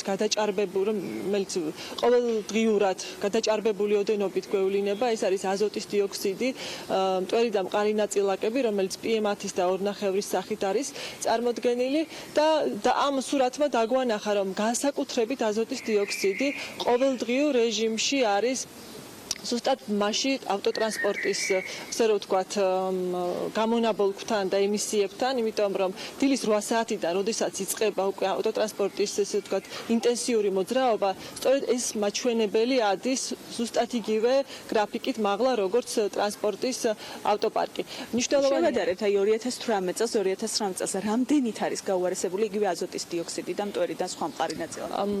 ძალიან მნიშვნელოვანი არის კონკრეტულად ეს მონაცემი ქვეყანაში, როდესაც ავტოტრანსპორტის ტექნიკური ინსპექტირება მიმდინარეობს, ჩვენ შეშფოთებული ვართ იმის გამო, რომ გადიან ავტომობილები ინსპექტირებას და კვლავ აბინძურებენ გარემოს და ეს ხილულიც არის, ხო? არაერთ ჩვენგანს უნახავს ეს შავი გამონაბოლქვი იმ ტრანსპორტზე, რომელსაც წესით უნდა ეკუთვნოდა და გატარებულია. ამიტომ მთავარი გზავნილი დღეს, აი ამ კვლევის, იმ წინა კვლევის, რომელიც სულ 2 კვირის წინ ჩვენ საჯარო გავხადეთ ტექინსპექტირებაზე, არის, რომ გამართე ან გამორთე უნდა მოხდეს გზისპირა კონტროლი გამონაბოლქვის კონკრეტულად და ჯერჯერობით ჩვენ ვერ ვხედავთ სახელმწიფო უწყებებისგან მზაობას და ასე ვთქვათ, მოლაპარაკებების დაწყებას და სამუშაოების დაწყებას ამ მიმართულებით. ამიტომ ჩვენ ვშიშობთ, რომ წლის ბოლოსკენ, როდესაც უკვე მილიონზე მეტ ავტომობილს ეკუთვნის ინსპექტირება და კვლავ დავინახავთ ჩვენ ბოლავ ავტომობილებს, პრაქტიკულად შეერყევა საფუძველი ამ რეფორმას და ეს იქნება ძალიან დიდი კრახი. აი, სწორედ რა არის მთავარი მიზეზი ამ ყველაფრის, ანუ არ გაამართლა ტექნიკურმა ინსპექტირებამ, არ ხდება სრულყოფილად და არსებობს რაღაც ეგრეთ წოდებული შავი ხვრელები, რასაც მიმართავენ მოქალაქეები და აი ამ რეალობაში, რასაც ახლა ვსაუბრობთ, როგორია სახელმწიფოს როლი და რა უნდა გააკეთოს, რომ ეს ყველაფერი არ იყოს უბრალოდ რაღაცა ერთ დღეს მიყვანა ავტომობილების რაღაც კონკრეტული თანხის გადახდა და შემდგომ იგივე სიტუაციის არსებობა, რაც დღემდე არსებობდა თბილისში და პრინციპში ამას ემსახურებოდა ამ რეფორმის შემოღება. ამ რეფორმის ფარგლებში ჩვენ ვთანხმდებით, რომ პასუხისმგებლობა არის როგორც მოქალაქეებზე, ამ შემთხვევაში მძღოლებს გულისხმობ, ასევე სახელმწიფოზე. მხოლოდ რეფორმის გატარება და ძალიან დიდი სამუშაო ჩატარდა და ეს უნდა აღინიშნოს სახელმწიფოს მხრიდანაც ის, რომ მოწესრიგებული დღეს ცენტრები, თავად ეს მექანიზმი ამუშავდა, ეს ძალიან დიდი სამუშაოა, მაგრამ როდესაც ჩვენ ვხედავთ კვალ და კვალ იმ გამოწვევებს, რომლებიც პრაქტიკულად საფრთხეს უქმნია რეფორმას, ბუნებრივია მყისიერი რეაგირება უნდა იყოს ამაზე. დღეს ჩვენ გვინდა რომ კიდევ უფრო სწრაფად ვიმოქმედოთ, აიღოს სახელმწიფომ ის პასუხისმგებლობა, რასაც ქვია გარე კონტროლი გამონაბოლქვის და იმიტომ რომ ახლა სრულად აი ამ გამოწვევებს ბუნებრივია ერთ და ორ თვეში ვერ აღმოფხვრით, მაგრამ ჩვენ უნდა ხედავდეთ ამის მიმდინარეობას. სხვა შემთხვევაში 2020 წლიდან ვერც კატალიზატორებს მოვითხოვთ, იმიტომ რომ პრაქტიკულად წარმოუდგენელი იქნება და საზოგადოება და თავად რეფორმა არ იქნება მზად ამისთვის და შეიძლება ითქვას, რომ აბსოლუტურად უნდა დავივიწყოთ ის, რომ გაუმჯობესებული ვითარება გქონდეს ჰაერის მხრივ და ასევე გზებზე. ძალიან დიდი მადლობა. მე მაყურებელს კიდევ ერთხელ შევახსენებ, რომ კვლევის ფარგლებში, რომელიც პრეზენტაციაც სულ ცოტა ხანში დაიწყება, მდგომარეობა ჰაერის დაბინძურების მხრივ გაუმჯობესების ნაცვლად გაუარესების ტენდენციით ხასიათდება. კვლევა საქართველოს ალიანსი უსაფრთხო გზებისთვის USAID-ის მხარდაჭერით საქართველოს ალიანსი უსაფრთხო გზებისთვის ჩაატარა. მადლობა თათიას ჩართვისთვის და ინფორმაციისთვის. შეგახსენებთ, რომ სულ რამდენიმე წუთში გვეცოდინება უკვე სრული ინფორმაცია ამ კვლევის მონაცემებთან დაკავშირებით და მათ BMG-ზე გაეცნობით. დღევანდელი საქმიანი დილა კი ამით დასრულებულია. ბედნიერ დღეს გისურვებთ. წინ საქმის კურსის ერთადერთი გელოდება. ხვალ დილით 8-ზე შეხვდებით ერთმანეთს. დევა პირველზე.